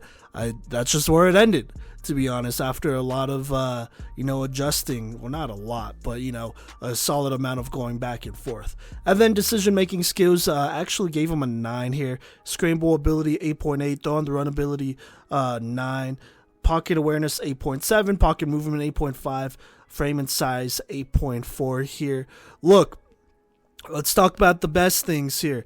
I want to give him a 9 for decision-making skills. Most of the time, I would say okay, let me adjust that. I would say almost all the time, probably 90% of the time to 95% of the time, he makes the right move, right? He makes the right decision here, whether it's to run or throw the ball. When throwing the football, I mean, he goes through his reads, he does a good job, comes back to reads and delivers the football. Great job there. And then when it's not there, he knows, hey, this is a situation where I need to run it, I need to get something, I can't just take a sack here, and I'm not going to force the ball downfield because I don't have that level of talent quite like some other people, and so I'm going to do what I know I can do. And so I really like that. I think maybe I'm going to be nitpicky here. There's one downside to it. I think there are times he really relies on his legs a lot more than his arms sometimes. It's still the right football play. He's doing a good job, and he's athletic enough to, make those plays. But I would definitely like to see him develop more as a passer, because I think he can, so there you go. And then throw on the run ability, I also gave him a 9. He could throw on the run really well, almost a little bit better than in the pocket, in my opinion here. Just watching him throw on the run, he could throw short, medium, and deep, all of those levels pretty well and accurately. I want to throw out that as well. He throws the ball pretty accurately when on the run, and he's pretty lethal with it. There's this really nice throw. I think it's at the beginning of his highlight reel. I want to say it's against Dakota Ridge, where he rolls out and he lays up a really nice football, really nice throw to his receiver in tight coverage there. And so it's throws like that I look at, and not just those, but like that I look at, I'm like, man, that is just so good. Or he's moving around and he throws over the middle of the field, and it's a really accurate strike. So love to see those. Those are his highest grades here. Now, some of his lower grades, pocket movement, frame size. I think, well, let me talk about frame size here first. He could probably get a little bit, not a lot, but a bit bigger here, put on a little bit more weight. He's listed at 6'2", 195. Got to meet the guy in person, great dude. He does feel just a little thin here, and so I'd really love to see him get over 200 pounds in playing weight, because I think that would go a really long way for him. And so, especially if he's going to run the football, which, by the way, gave him an 8.8 there. He's a good athlete, good agility, solid speed there. I mean, he's going to be a good rushing threat on the next level, I would say, for sure. And so if he's going to do that, you got to be built to take on those extra hits, especially if you're running some sort of read options or RPOs. You know, you might take a lot of hits outside of the ones you take in the pocket as well. So would definitely love to see him get just a little bit bigger. I think that would also improve his arm power. I think his arm power is pretty solid at an 8.6. It's on the level of a 3-star for sure. Not like overly special, like, you know, he's going to throw it over the Rocky Mountains or something crazy like that, but definitely good enough and above average for a lot of Power 5 starters. Power 5 starters and quarterbacks, I would say, just comparing him to them. So there you go. And then pocket movement was actually a little bit lower for me. I think he senses pressure really well, but he doesn't move really well, and so I think he knows that it's there, because obviously he's not just gonna stand there and then, you know, let them get a strip sack, and he doesn't do that a lot because he knows he's a great athlete and he can beat out a lot of these defenders here, but I think there are times where he just chooses to kind of just stay there, you know, not climb the pocket as much, you know, and move laterally and all that. I think that's a choice that he makes, and that could probably go under decision making, but I'll put that under pocket movement. I mean, he moves well. Anybody can move well up and down, but you got to know when to do that. And, you know, I think on the next level, there are going to be players with longer arms, you know, with longer reaches. They're going to be able to knock out that football, and so you got to just be able to move up a beat faster, I would say. Like I said, definitely nitpicking there. And so there you go there. Altogether, Cole Crew, I think he's a good dual threat quarterback. He has come a pretty long way as a passer, because honestly, I would say before this season and part of last season, I really viewed him as more of a run-first type of quarterback. But he's developed. His throw on the run is really good. He throws pretty well from the pocket as well. I'm not discrediting that at all. I just think he's better on the run, you know, and so he's definitely somebody who could freelance, work really well out of structure, and ultimately he's going to get you first downs. He's going to extend drives, and he's going to score. That's the type of player he is, because he's such a good athlete, and he has the physical ability to do all these things. You know, now is it always going to be the best decision? Maybe not, you know, but he's going to put you in positions to win, I would say. And so really high on Cole Crew. He's improved a lot here.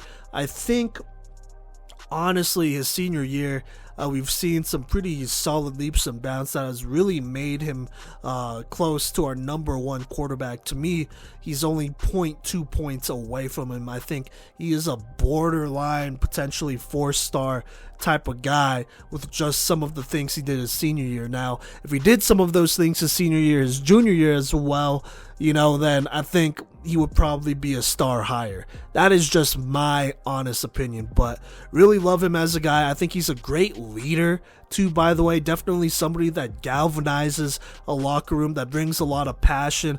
I mean, the one game I went to against Erie, just the way he was able to get this crowd going, and just the way he was able to rally his team. They were never down, but really, you know, rally his team and be like, hey, you know, we gotta put our foot on their necks and we gotta finish this game. That was big time to me. And then obviously him winning state was big time as well. That went a really long way in how I felt about him as a leader and as a quarterback, just finding a way to get it done. You know, he has the physical abilities, but, you know, the leadership skills matter too. You know, the energy you bring to a locker room matters too. And just seeing how he was able to get this crowd going and be so passionate about this game is going to be big time for the school he will be at the next level. Right, Kodey? Also, what do you think about my evaluation? Do you think it's fair what I had to say? He's a good dual threat and all that stuff? maybe a better thrower on the run than in the pocket? No, I think that's fine and accurate, and there's a reason why his throw on the run is so high for me, and you average out his arm scores and it sits around a similar place, and I think that it is a good question to ask.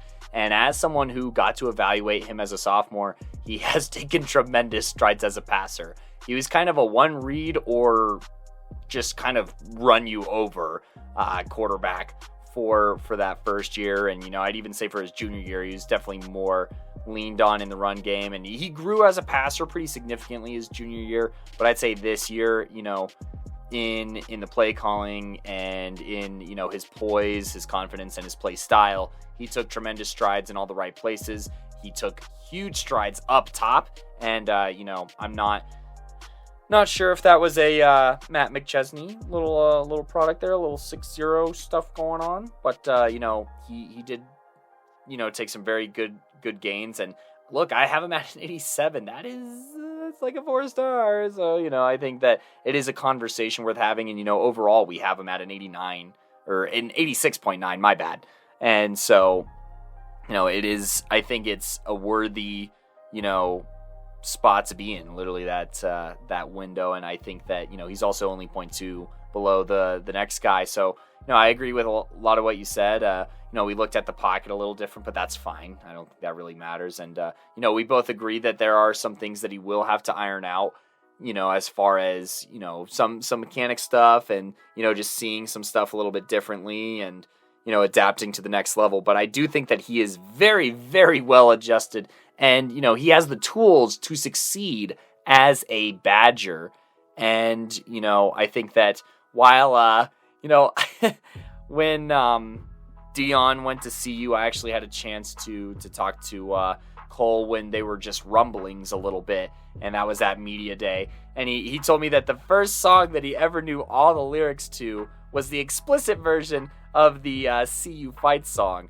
And so I was like, well, maybe he'll flip, but he still was with Wisconsin. He's got billboards up now in downtown Denver, or in the Denver area, on his commitment to Wisconsin. So it looks like he's pretty solidly set as a Badger and whatnot, and I think that it's going to be a good fit. He is going to be in a position to compete. They signed quite a few quarterbacks this offseason, and but I do think that as far as getting on that stage and being able to succeed, and culturally, I think it is a good fit. I mean, obviously he had the prospect at Tulane, and they had a pretty solid season. CU a little bit as well, but I think that the Wisconsin fit is a good one, and I think that he has all the tools that he needs to succeed.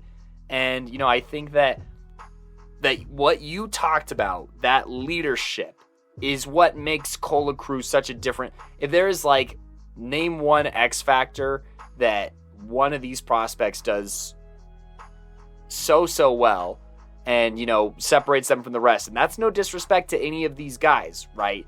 All these guys, they lead in their own way. They all spark in their own way. But Cole LaCruz energy, you can feel it from the parking lot at Mile High. When he's playing in Mile High, I just think that, that impact that he has on a fan base, on a locker room, on teammates, it's very unique. It's very unique. I haven't seen anything quite like it in my time evaluating quarterbacks here in Colorado. I haven't seen anything quite like it playing here in Colorado. Just the fire that he has to compete, and wherever that comes from, I think it's a very beautiful thing, and it makes you love the game of football. Cole LaCruz, the dude, the football player, makes me love the game of football probably more. Just talking about Cole LaCruz, and I went on a long tangent during our 4A awards. Go give that a listen too, because it's all the same stuff. He is truly an inspiration. You look at his story, and I was so, I didn't cry. I didn't cry at state, or maybe I shed a few tears. But when him and his brother had that moment at Mile High by their old seats, and winning that game in the stadium where they had season tickets, and just everything that he's been able to do. I know it was a very emotional day for Cole, but you love to see that kind of emotion. He wears his heart on his sleeve, and he's got one of the biggest hearts on the gridiron, maybe the biggest heart here in the state of Colorado. And I think that kind of energy is very infectious and inspiring, not only to fans, but to a locker room. And I think that, if that's going to be something that helps him get his head above some of these other prospects in that room, it is going to be that ability to win the locker room. Not only is he just a really cool dude to talk to and to just interact with. I obviously got the interaction at Media Day, kind of got to see him for a little bit at the end of that championship day. Granted, he was the most popular person in the state of Colorado, so, very short time there, but, we got to talk to him after that Erie regular season game. He's somebody who I got to talk to at that Broncos 7v7, passing contest, and, he was really excited for the year, and, it was that conversation where, he talked about the defense and wanted to clean some things up. His junior year, he was like, yeah, let's go take this state. And, they weren't ready, and I think he learned tremendously from that. And, while the whole while still had his aspirations and his goals set on state, but did a lot more playing and did a lot more to earn it than and from that experience his junior year, where, we were convinced too, but, I think that the growth of Cola Crew and the story of Cola Crew is just such a great one. And the Badgers, I think they got a steal here, honestly. I know that it's obviously a huge program, but, maybe it's just because I'm talking about it and I'm getting nostalgic a little bit, but look, I'm looking at the numbers here. I have him at an 87. I'm thinking about the X factor of him as a leader, him as an inspiration, and I think that this is just a huge W of a commitment for any school that would have got him, honestly. And obviously, Wisconsin starts with a W, so there you go. Yes, no, absolutely. I don't want to beat a dead horse. Look, I love the kid. I'm always going to be a fan of the kid. I'm always a fan of a lot of Colorado guys, but obviously his story was great. One day we'll probably recap it in full, but his story is still going on and whatnot, obviously, so there's that as well. But, you just got to be happy for the guy. He's worked so hard. He's went through a lot of challenges, and he succeeded. And honestly, it felt like a Cinderella run. You just knew it was their year. I knew it really felt like it was their year after they beat Erie, and Erie was not like a bad team. They were playing a little bad at the moment, but they did make a pretty deep run, and they pushed them in the playoffs, but they still were able to put them away. Shout out their defense as well, that Broomfield defense doing their job too and helping him out. But I don't know, he's just a very rootable guy.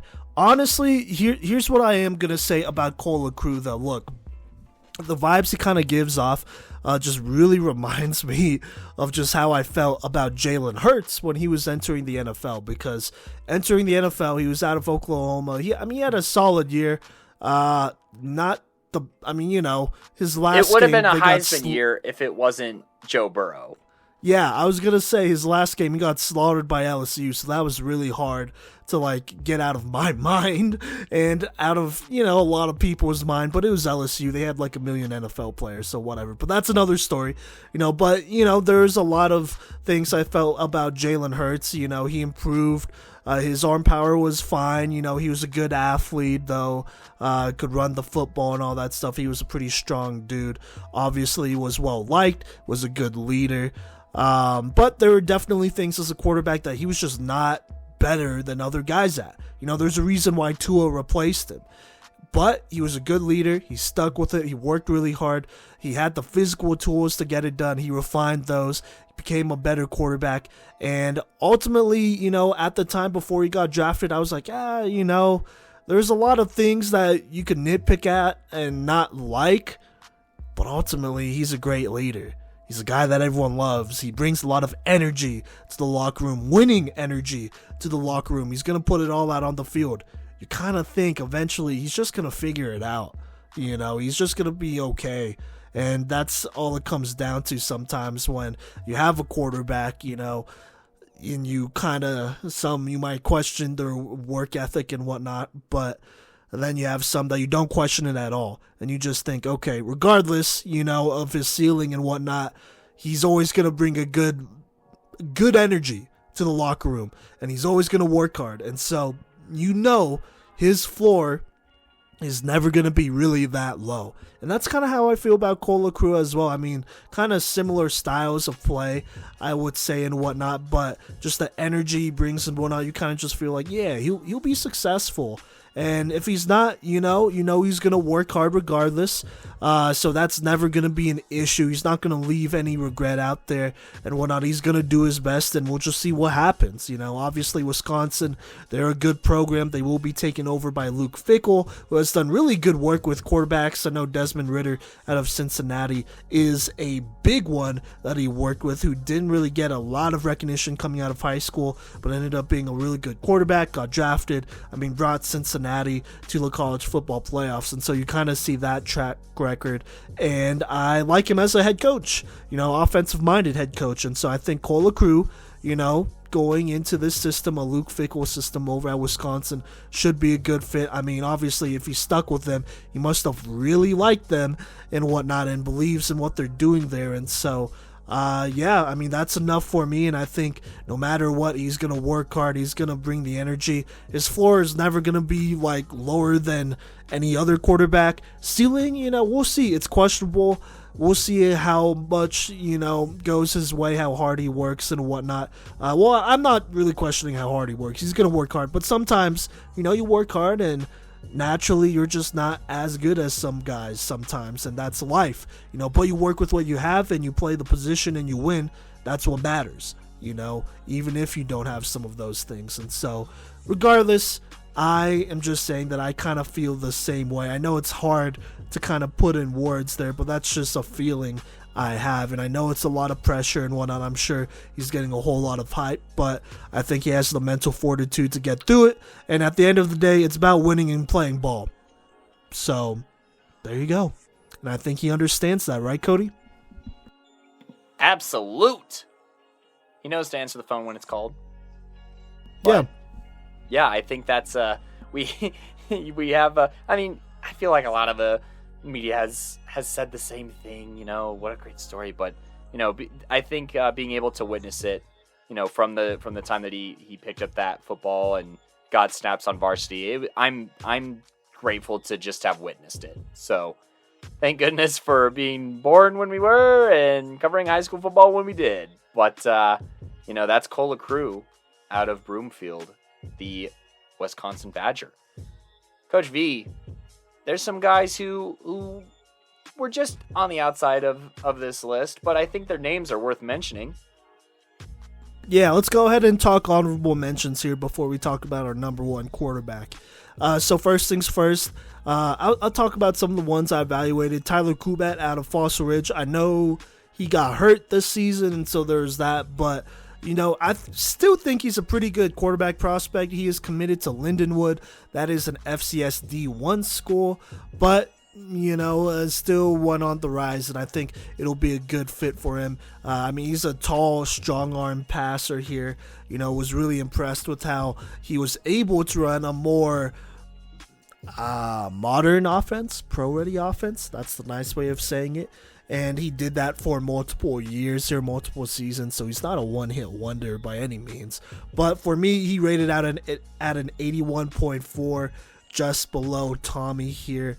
But still a very good prospect. Rooting for him, he's going to do his thing over at Lindenwood. So there you go. And then I also looked at Tyleek Bowers out of Smoky Hill. He was somebody that maybe I thought could potentially sneak up here as a really good athlete and whatnot. Wasn't quite there. He's a great scrambler. I believe he is going to Western, but he will be playing running back, which I feel like fits, and so I'm happy for him. He's going to do his thing.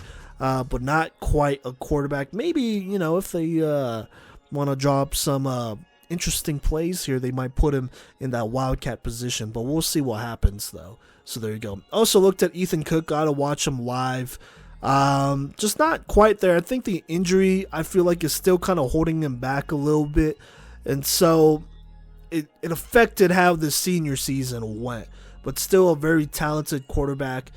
Somebody who had a really good junior year, had still a solid senior year, but definitely somebody that probably needs one more year. And then I feel like I could realistically more realistically evaluate him up to his true talents now that he's truly healthy and confident and all that stuff, because, confidence as well when you go through a tough injury like that does matter. So there you go. Also looked at Isaac Cisneros out of Kennedy, a little bit of a deep dive there. Obviously looked at Isaiah Elliott out of the academy while we're at it. Two really good dual threats, just quite did not make this list. Xander Carroll from Regis Jesuit was also considered. Watched him live a couple of times, just wasn't really sold on him as a quarterback. I think he's a great athlete though, but we'll see where he plays on the next level. And then also evaluated Giselle Riley, the fourth here, for reasons that Kodey will probably explain here. I did not want to put him on the top 5, and I'm cool with that. You can look at my film breakdown from last year and whatnot, and he could go from there, but I'm just going to throw it out there now. I felt like he regressed. Still a good athlete and whatnot. Wish him all the best at Portland State, but I'm not going to endorse people that I don't want to endorse. It's our podcast, and that's just how it is. But Kodey, what do you have to say about our honorable mentions? So I'll start with the low note here, and it's true. Giselle Riley is somebody who, with the average score, would have had a place on our top 5. But I alluded to it earlier in the episode that when evaluating quarterback, there are a lot of different angles to evaluate. Now, Giselle, having met Giselle in person one time, I think Mason met him one time. Seems like a good kid. The surrounding baggage that you might have to face recruiting this quarterback is, to us, not worth it. And, honestly, you might find yourself insulted if you do try and do this. Obviously, I hope that, things work out for Portland State and for Giselle. And I hope that a lot was learned this season and during the recruiting process that had to be learned, unfortunately, the hard way in that household. But I'm going to just leave it there. You got to evaluate all angles. And, sometimes people are just trying to help. And if you're too good for their help, you're going to find yourself not surrounded by anybody. But looking at other quarterbacks here, Tyler Kubat, obviously he did get injured. But, he's still graded pretty solidly for me. He's got good size. He's going to do his thing at Lindenwood. I think that, he's going to recover healthily, maybe even bulk up a little bit, which would be pretty sweet. He's got some, mechanical things to work on and some pocket stuff to work on. But, he obviously, he's a part of history there at Fossil Ridge. He's the greatest quarterback in Fossil Ridge history. He's their first playoff winning quarterback. And, he did have some really cool moments. I think back to that throw to beat Loveland, at the very end of the game. And this was an iconic play for a handful of players there. And, Kubat was definitely helping deal, for these receivers then tight ends that did get offers to a variety of schools. So, Mac, Trek, and Leone, they all benefited from Tyler there, delivering them the rock. And, I think that's important too, looking at a quarterback that did get their guys offers. Isaac Cisneros here. He's somebody who I evaluated in depth, on that same Twitch stream as Tommy Polsky. He graded out a 77 that time. This time around, he graded out a 76.3. Kind of took a step back as far as decision making. I'd say primarily because his number one receiver was literally triple teamed. So, that was kind of a rough curve to adapt to. But he still has so much, raw athleticism and ability, especially on the run and scrambling. And, he is undersized, unfortunately, at 5'10", 160 pounds. I would like for him to get up to 175, but he's somebody who I think could help a D2 team win their conference, honestly, and be the focal point of an offense. I really think that his strengths are that strong and his athleticism is that good. And, his development has shown a lot of promise as well. So I think he's worth a flyer for that D2 NAIA level.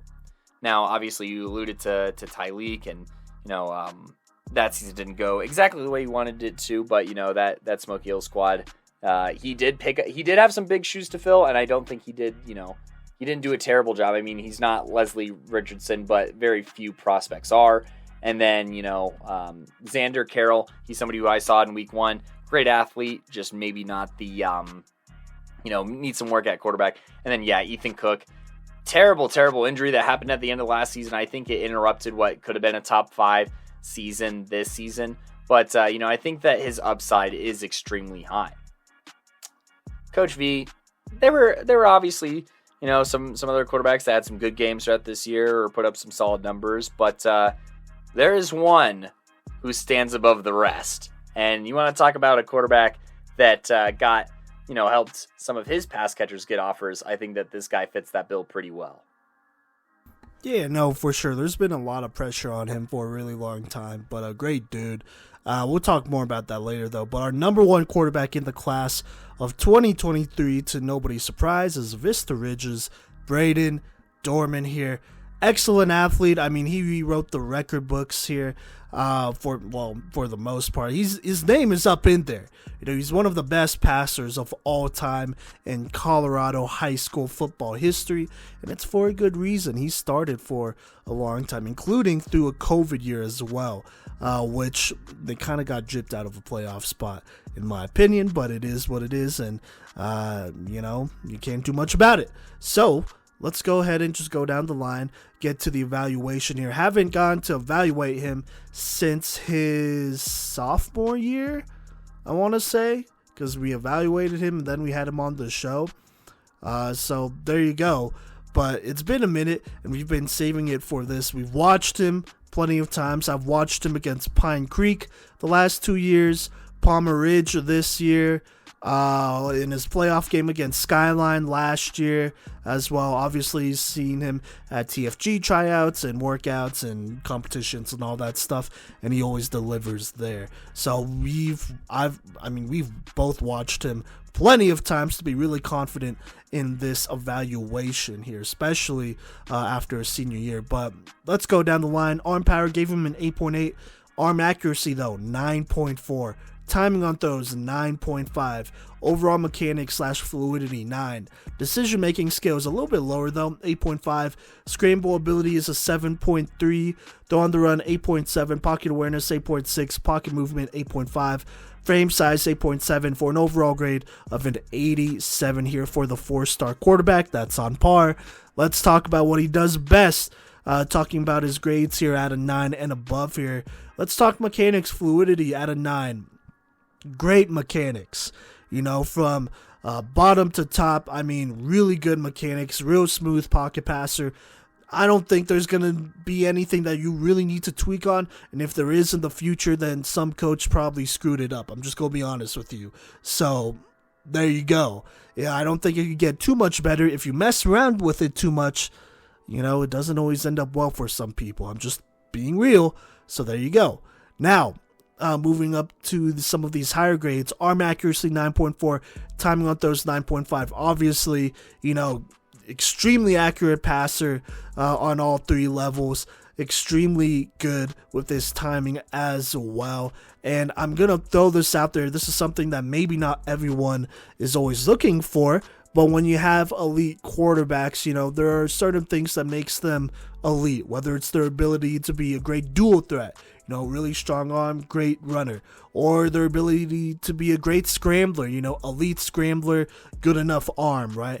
Or they're a great passer, and maybe they're a little bit of a legacy like Arch Manning, high IQ type of players, right? Knows where to put the football.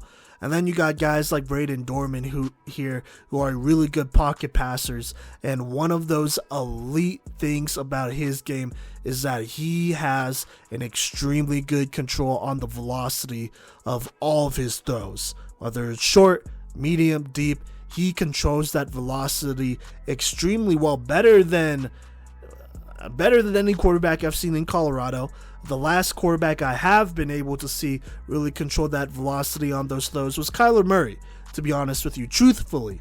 The difference, though, is that Kyler Murray was also able to do that on the run pretty seamlessly as well. Just control that velocity. And it's something that's really hard to teach. You either got to touch to do it or not. And Dorman does. And he has had that for a really long time. It's not something that just developed his senior year, junior year. His sophomore year, you could definitely see, that he was able to control that velocity to a detail that, some other quarterbacks just don't possess. They just don't possess that touch. But he does, and that's what separates him from other guys, because his ability to control the velocity on his throws on all three levels, and you still obviously, if you're throwing deep, you still gotta put some juice on it, but for him to also control the velocity is big time, and it allows him to fit it into some very tight windows here, make some excellent throws, be real precise up and down the football field. You love to see it. You really do love to see it. It's special, really, just his ability to do that, because he has, it just shows that he has a very good arm talent in general, and so there you go. I think that's something that just separates him from everyone, not only on this list, but in the country naturally, just his ability to consistently control that velocity and, just really time these throws well. He could be getting hit, he'll throw it a little bit early, but it's still going to get there on time for the receiver without missing a beat. And that happens a lot. And so, can't praise that enough there. I'm going to leave it at that for now. I'm going to talk about some of his lower grades here. Gave him an 8.5 for decision-making skills, a 7.3 for scramble ability. I'll start with the scramble ability. He's a lot faster and a better athlete than I honestly thought. This year, you kind of saw some of that. He moves around pretty well, and I think on the next level, he is somebody that could extend plays. He moves around in the pocket pretty well, relatively well, and, he's going to be able to escape rushers just enough to get off a good throw. I think he is that athletic to do that. Now, is he going to rip off 30 and 20-yard gains? No, he was not really able to do that in high school. So I don't think he's going to be able to do that on the Power 5 level either. Sorry to break it to you, but that's not really his game, so it doesn't matter. As long as he's able to continue to get out of the pocket and evade those defenders just enough, that is what matters. That agility more so than top-end speed.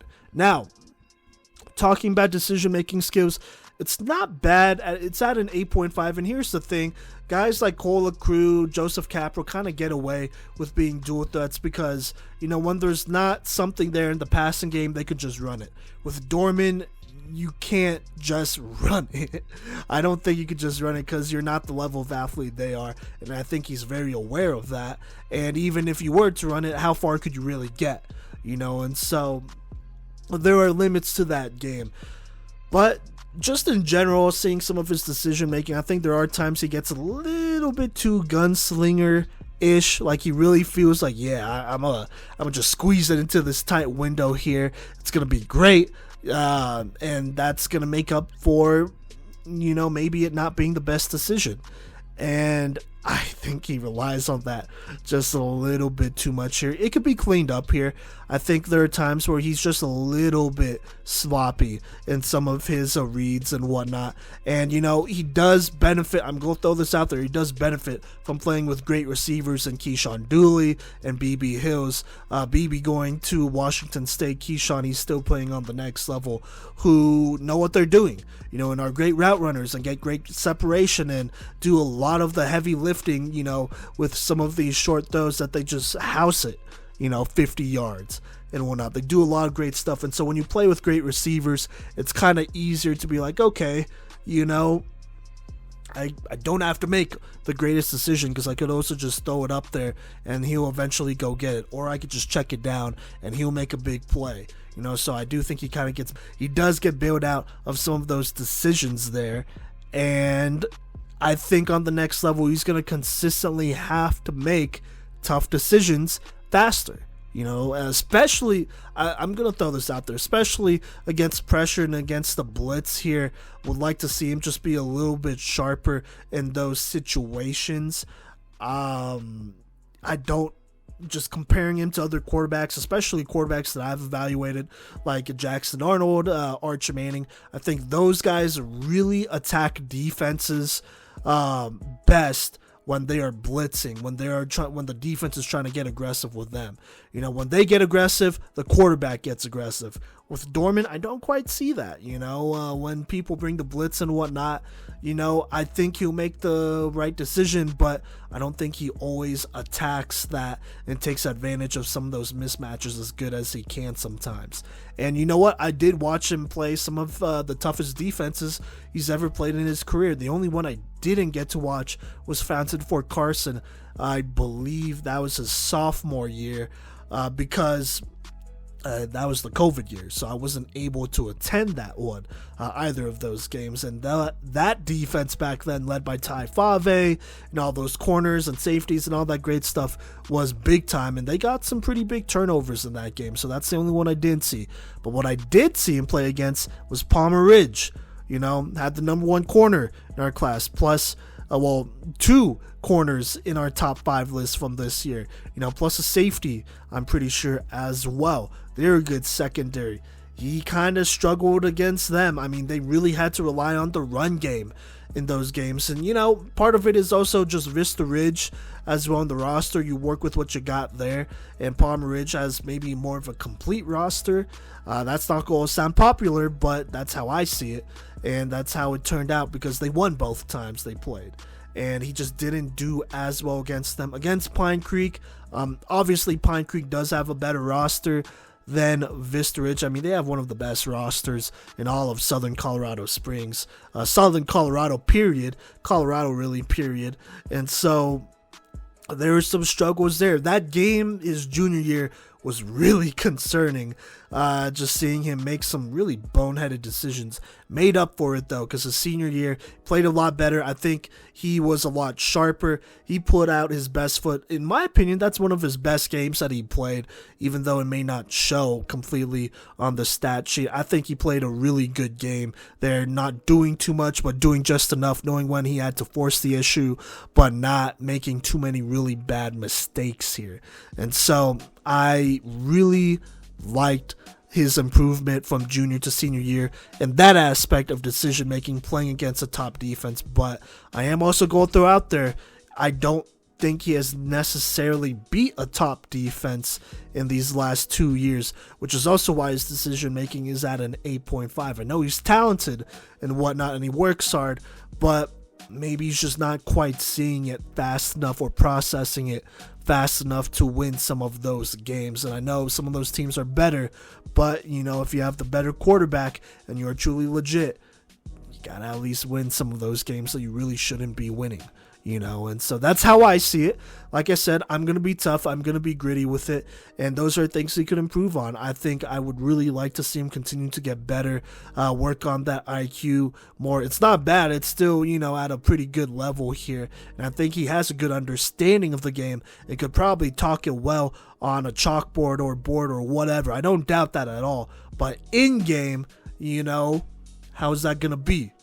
In pads, how are you going to play? How are you going to approach pressure? How aggressive are you going to get? And how good are you going to be consistently against pressure? Those are different questions. That's why he's graded at what he's at, though. Still very talented, though. That's not taking anything from him. I also am going to throw this out there. He's a good leader. All I hear is good things about him. He's just a good dude, does a lot for the community, does a lot just helping out his teammates, working with that chemistry. I think he is a very cool, calm, collected dude, and I think that's going to translate really well to an Arizona program that may not have had the most stability the last couple of years. But Kodey, what is your evaluation of Brayden Dorman, and what do you think of mine? Yeah, I think that you're going to hear some similarities when talking about, the things that he does well, some similarities when talking about the thing that he needs to improve. I mean, we have the same things highlighted for the improvements. So, I think that is there. And yeah, let's just go ahead and climb down these grades here. So arm power, I have at an 8.8. Arm accuracy, 9. Timing on throws, 8.9. Overall mechanics / fluidity, 9.2. Decision-making skills, 8.3. Scramble ability, 7.5. Throw on the run ability, 8.7. Pocket awareness, 9. Pocket movement, 8.7. Frame / size, 9.1.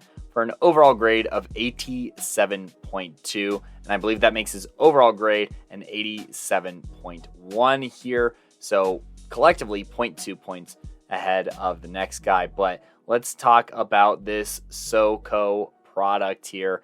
And yeah, I just think that, like what you said, the worst thing you could probably do for his mechanics is try and work on them. I think that they are so smooth, and it's just, he glides through his throwing motion very easily. And I watched it again and again and again and again and again, and it's, you could get nitpicky about his perfect base is not perfect every time. And so, but at a 9.2, who really cares? Honestly, I think that he does everything that you really could ask of a quarterback. I think that it's just very smooth. There's not wasted time or space. There's not wasted movements. And, I think that the biggest thing, you look at all these other mechanics and fluidity. Caden Box was the only one who was close at an 8.9. Everyone else was 8.6 or below. And I think that consistency has the biggest thing to do with that. And so Braden Dorman consistently displayed phenomenal mechanics and fluidity. And so that is why his grade is climbed at that rate there. And he has kind of a 9 in different areas of the game of football, right? So that one is, how does he throw the football? He throws it well, he throws it beautifully, he throws it extravagantly, and he throws it, consistently in that matter. You look at his pocket, pocket movement, I have an 8.7. I think that he manipulates the pocket very well. I think that he slides. I think that he steps up in the pocket. Most of all, he's very, very comfortable stepping up in the pocket and, using pump fakes to his advantage and whatnot and opening up opportunities in that sense. But I think his awareness, he just feels pressure. It kind of reminds me of almost the Matrix when Neo starts fighting the agent with just one hand, because he just has such a feel for, what are they going to do? He predicts it very well. I think that Dorman, not only pre-snap, does a lot to kind of get into that mode, get into that rhythm, but I think he just really does have a awareness around him that is, the most sixth sense out of any of these quarterbacks on this list here at that 9, where, he can feel his lineman getting pushed in and he just moves without looking, or he can, feel like he could feel a butterfly flap its wings on the other end of the planet, right? And he feels that wind that carries over, and he's very sensitive to those movements, and he adapts accordingly very, very well. And it's one more part of his shtick here that just of making it look so easy, in my opinion. And then, talking about his arm itself, power of 8.8, accuracy of 9, timing of 8.9. The only reason that it's not an exact 9 is, okay, sometimes he saw it like a millisecond late. And, that's what it's all about, is being a little bit nitpicky here. But I think that accuracy-wise, he puts it where it needs to be religiously, honestly. And, he adapts where it's going to be for his receivers. Like Coach V said, obviously changing up that velocity and that control, is definitely a category of its own in some sense, but, arm power and arm accuracy wise, I think that whenever you have to change it up on him, it shows the control and the power, but it does show, being smart about how the football has to get there and being accurate in how the football has to get there. And, I think that he gives his receivers opportunities to make plays on the ball. He likes his matchups. He reads his matchups well, and, he puts them in a place where they can succeed, honestly. And, this accuracy, I really think that if I wasn't being super nitpicky, I think it started off as like a 9.3 and, just kind of looked for reasons to bring it down through watching, also Braden and Keyshawn's film. I had to take that into mind because, some of the spectacular grabs that they make aren't maybe the most accurate throws of Braden Dorman's part, but regardless, very consistent accuracy-wise, sitting here at a 9. Arm power, shows good velocity across all levels. So like that at an 8.8. Doesn't really leave like smoke coming off the ball, never really rips it entirely on fire like that. And, I think that there are prospects whose deep ball can go further. And, Caden Box kind of being one of those guys, I think. But, across the country, I think that 8.8 knocking on that 4-star door is very appropriate there. Timing on throws, like I said, the majority of the time, like not 89% of the time, I should probably say, the ball is right where it needs to be. Sometimes a hair late, but, definitely being a bit nitpicky in that sense. And then I think something that took a pretty tremendous jump for me, especially this past year, was his throw on the run, and I think that he just got more comfortable moving.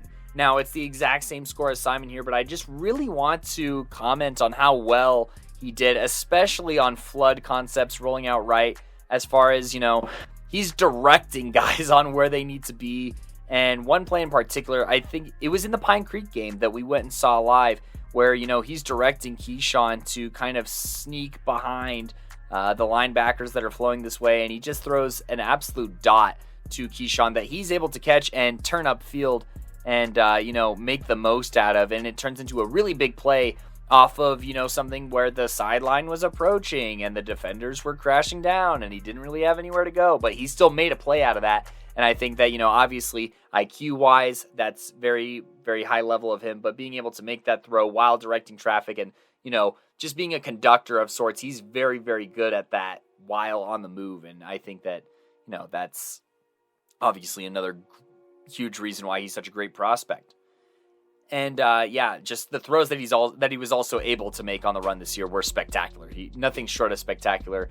It's the second highest grade of throw on the run in this batch for me. So, and I think that that's accurate, despite maybe not being, the speed demon or the athletic threat on the ground that some of these other guys are. I still think that he holds his own. It did take substantial strides for me, even making it to a 7.5. And I think that's more than fair. There are plays where he does score touchdowns and he does figure it out on the ground and he does what he needs to, I think. And I think that, when you look at Tommy Pacholski's grade and you look at Braden Dorman's grade, you can see something pretty similar in that sense of guys that, are, primarily pocket quarterbacks, but they can move, they can pick up yards if necessary. And fortunately for Braden Dorman, I mean, he's tall, so his strides travel a pretty long way as well. And I think that, he played that up. But, I don't know if I'd ask him to rip a spin move or juke anybody. So at 7.5, it sits. And then decision making, I have it at 8.3 here. And, just like Coach V, I think that there's some windows where he thinks he sees it and it's definitely not there. So, I want him to stop taking those risks that much. I'd rather him, there are a few times watching him, especially in the Pine Creek game, where I'm like, you should have thrown that ball away instead. And, I think that that's where that in my mind, seeing that in person is where the decision-making skills part comes from. I think that he's super capable of going through progressions. I think that he understands defensive concepts like Coach V was talking about. Obviously, the Pine Creek secondary is arguably the most talented secondary in the state right now.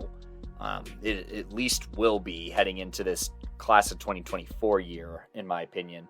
And so I think that, that is something to consider. But you should know, playing against that talented secondary, probably throw the ball away instead in some of those situations, right? So, that's my only, but even then, it's not an 8.3 because he does make reads. He does read from a spread. He also, can make reads. And mechanically, something that I love about Braden Dorman, just talking about something good again, is he's somebody who, when they were forced to run it out of more of an I-form set, he is somebody who is able to still do a really nice drop back from under center, which is just something that's not really asked of as much now. But I think it's just a great testament to his mechanics that he is, multifaceted in his dropbacks and can adjust his dropback depending on the formation. Very, very clean, very well. It's very seamless. So, that's Braden Dorman at an 87.2 and, Coach V at an 87.1. But, talking outlook here for him, this was a highly coveted prospect here, Coach V. I mean, just looking through his offers here, offered to Wisconsin, Oregon State, Mississippi State, Middle Tennessee, Louisiana Tech, Kansas, Iowa State, CSU, CU, Cal, but ultimately lands at Arizona. What do you think of my evaluation, and what do you think of this commitment? You already commented on a little bit, but feel free to explore more. Yeah, no, I definitely agree with your evaluation here. I mean, he does a lot of good things, obviously, at quarterback. I think he's a good pro-style quarterback. I am going to comment just this real quick here. I was considering moving up his arm power, but honestly, just watching, I just don't think it deserves a 9 right now. I think he's just below that, below a 5-star, like crazy great arm power here. It's good, it's fine, but I mean, it's not better than Jackson Arnold's. I think he's probably closer to Arch Manning, who I had rated pretty close to Dorman actually here.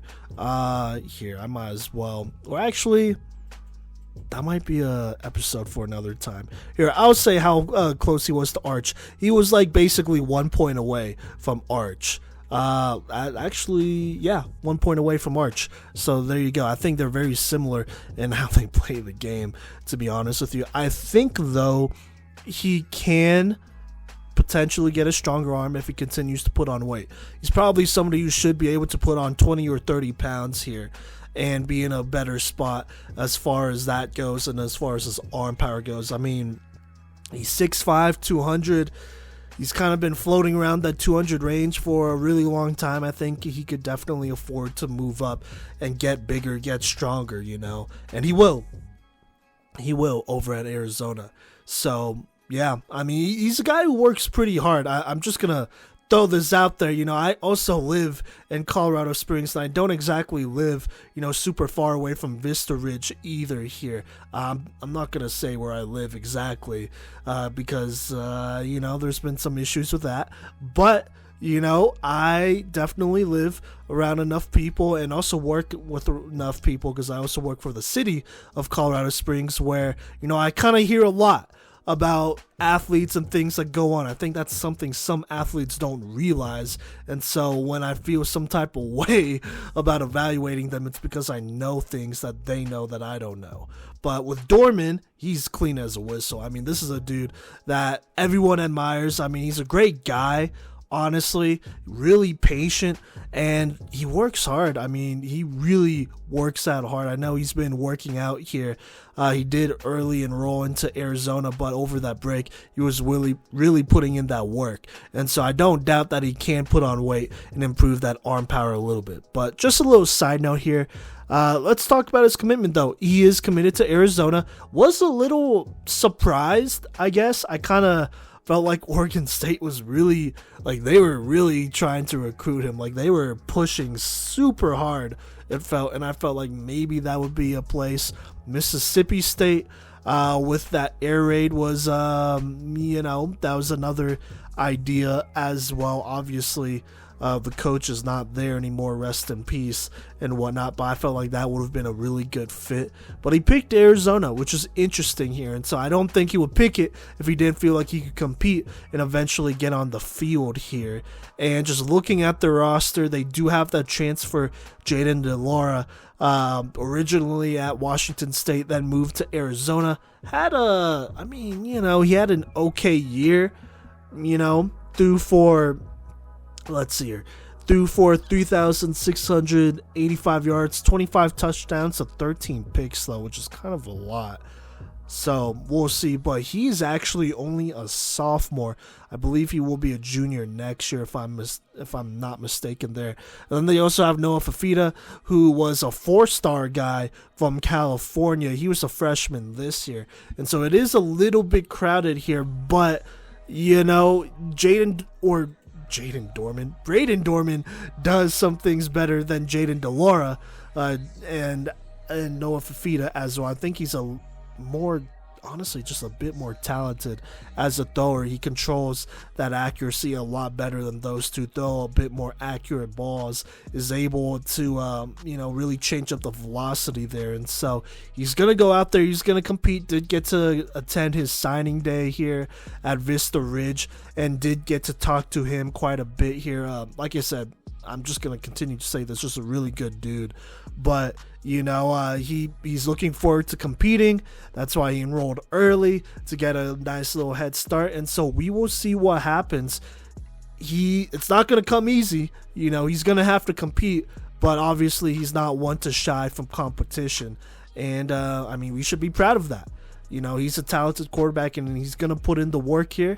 And we'll just have to see what happens there, because I'm not even going to lie, it is a little bit of a stacked quarterback room. But Kodey, what do you think about his commitment and what I had to say there? Yeah, I definitely just want to echo that, Oregon State, was right there. They were pursuing it pretty hard, and they got to be feeling some kind of way.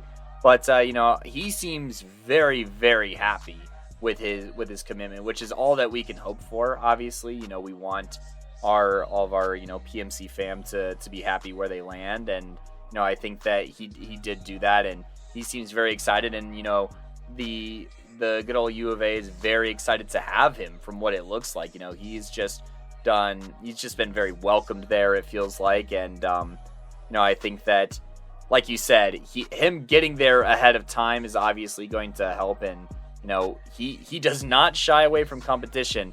That is just not who he is as a football player. It's not who he has ever been, really. And so, I think that I'm just very excited to see where that goes, and I'm very excited for him. And I also want to echo, that interview. Make sure to go ahead and double back for that one, and I can't wait to hopefully get a round 2 of interview with Braden here. But just very, very polite. It's weird to say kid because this dude is literally a half foot taller than me, if not more. So, but I mean, he's just a very good guy, and he's very polite and mild-mannered at that time. And I think that his confidence only grew as people believed in him more. And I think that he did have a lot of pressure. He was getting national attention, and it was a bit of uncommon ground, honestly, with some of our Colorado quarterbacks. But, I think that he's done well handling that pressure. He's lived up to the pressure through his high school career. Very excited to see what he does for, his collegiate career. And, I think that as far as that transition goes, he's off to a pretty good start because he made some pretty good plays in, what was that, the Polynesian Bowl, Simon, if I'm not wrong? Yeah, it was. I'm pretty sure he had like 2 touchdowns and over 150 yards, no turnovers, which is big time, against some of the best in the country. And so that's huge. I mean, obviously you love to see that. And I mean, just kind of talking about his leadership a little bit more. I mean, he's a pro, he's a pro's pro. He handles himself really well. As a leader, I mean, you could tell, he's just that guy that really holds together a locker room. I would say is a very good personality to have in there, not only because he's going to work hard, but he's a very personable guy. And then under pressure, he keeps us cool too. There's so some steady. Yeah, so steady. Yeah, there's some very tough situations that Vista Ridge were in, and I mean, he didn't hesitate. He didn't blink. He looked it straight in the eye and he did what he could, and sometimes that's all you really can do sometimes, just handling what you can and going from there.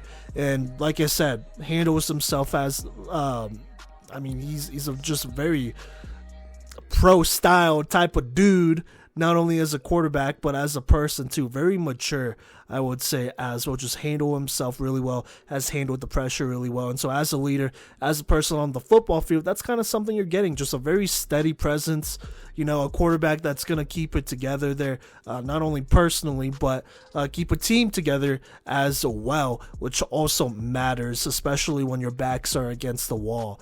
And, as a football coach, you love to have that in a quarterback. You love to have a guy that you just know you could rely on as a person to, keep it going and work hard and, give you his best effort day in, day out. And I think that's just what he's going to do, and so definitely a different type of leader from Makola Crew. I don't think he's as, vocal and emotional as him sometimes, but, you don't want to be what you're not. And I think he realizes that, and he's found his own style that really works well and is well respected for. And I think it's going to translate really well on the next level. And, leadership, that's not exactly we grade here. We don't. But, it's these conversations that really kind of help put that out there because, being a quarterback is not just being able to throw or run the football. It's also being able to lead and face adversity when things aren't going your way, because that's inevitable. It really is. But you got to react to it regardless. So you could either do it the right way or the wrong way. So there you go. Dorman does it the right way. That's one of the reasons why he's our number 1 quarterback, along with his talent. Also, I'm just going to throw this out there. His ceiling is definitely up there. I know the arm power isn't quite, super flashy, isn't as strong as some of the top guys in the country yet, but I think he could definitely get there and be one of those guys. I was like, oh yeah, he was a 4-star guy, but he outplayed all these 5-star guys someday because he either outworked them or he just outdeveloped them. It happens a lot, so we'll just we'll have to see what happens. But really excited for Braden out there. Kodey, is there anything else you want to add on here to this evaluation, and anything you want to say about Braden Dorman further? I mean, I just want to echo, I'm very glad that I got to that we were able to be around for this and get to cover such a historic Colorado player, and I'm very proud of him. I'm very proud of everything that he worked for, and everything that he carved out himself, and the support that he used, and how grateful he is, and just how cool of a guy he is. I'm very, very happy for him. But if you don't have anything else to add on, I got a little bit of a bingo card for our recap of this list here to blow some minds, maybe. Sure, yeah, go ahead. He doesn't know what that means, but he's giving it a chance anyway. So with recapping this list, I decided, these guys scored a lot of touchdowns this year. How many touchdowns do we have in this top 5 group?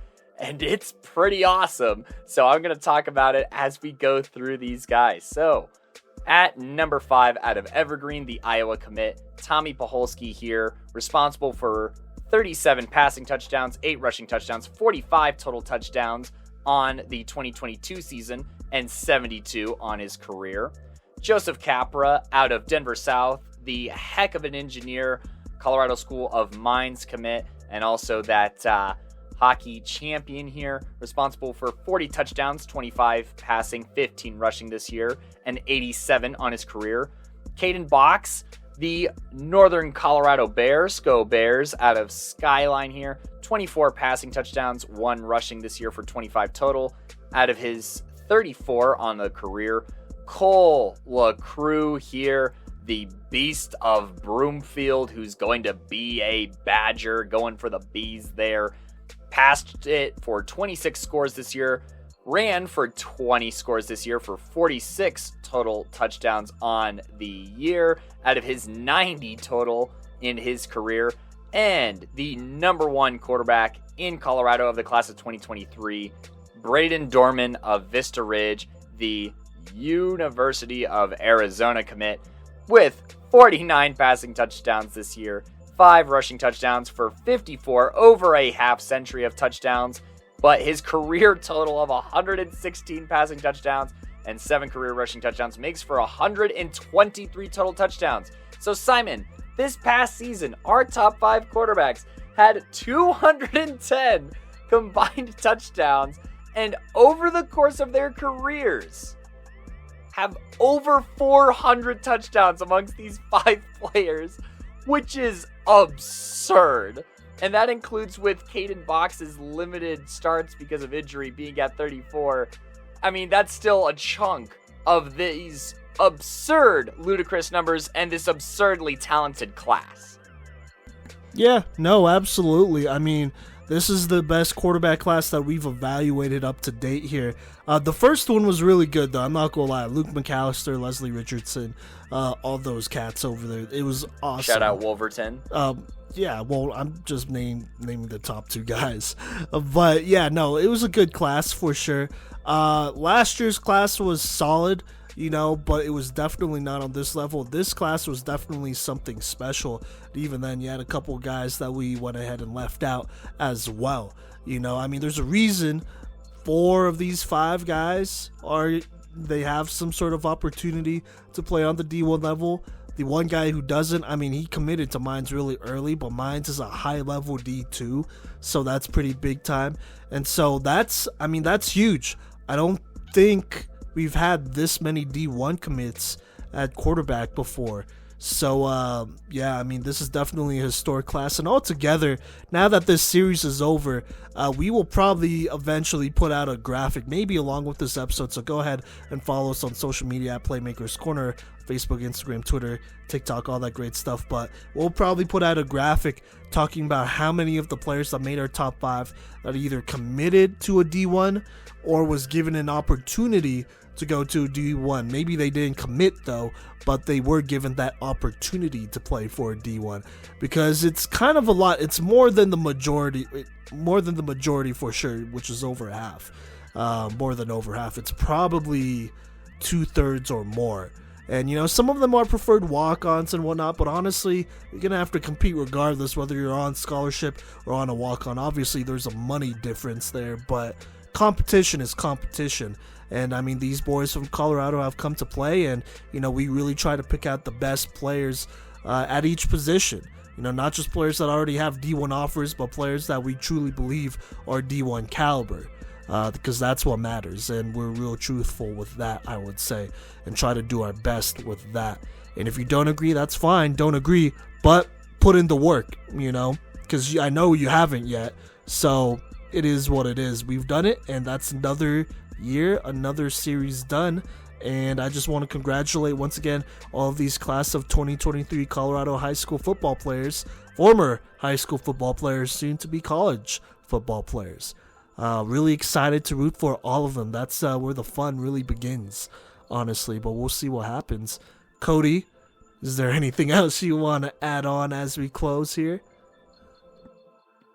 I just want to thank, you know, obviously anybody who's been with us to this point in our journey, and appreciate all the listeners and fans, and, you know, encourage everyone to continue to find ways to listen to us. Obviously, Coach V plugged, you know, our social medias at Playmaker Corner on Twitter, Playmakers Corner on Instagram, Playmakers Corner on Facebook. We got Playmakers Corner on TikTok as well for some visual content, visual aid with our, you know, podcasts and with our segments to kind of preview and give you a taste of what to expect from, you know, Apple Podcasts, Google Podcasts, Anchor, and Spotify, or anywhere you listen to podcasts, really, as well as YouTube, and hopefully getting back on Twitch sometime soon. But regardless, you know, evaluating these players, this top 5 list means a lot to us and the players that, you know, and this is just straight up the players that we have gotten opportunities by putting them on our top 5 list,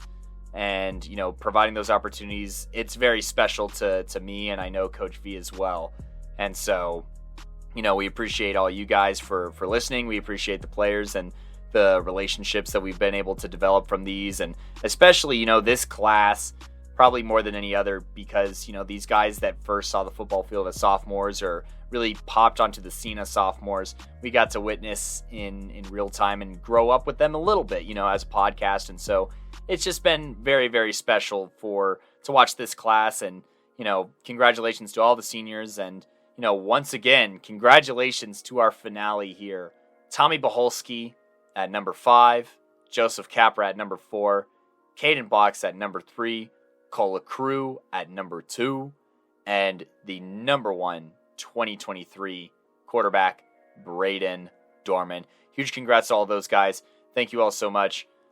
If there's nothing else to add on, I've been one of your co-hosts, Kodey Stauffer. I'm your other co-host, Simon Voyanos, aka Coach V. Also, by the way, if you want to check out our other top 5 episodes, there's a playlist on YouTube, and then there's a link to all those episodes there, so you could check that out if you really want to. But I have been your co-host, Coach V, and we will catch you later. Goodbye.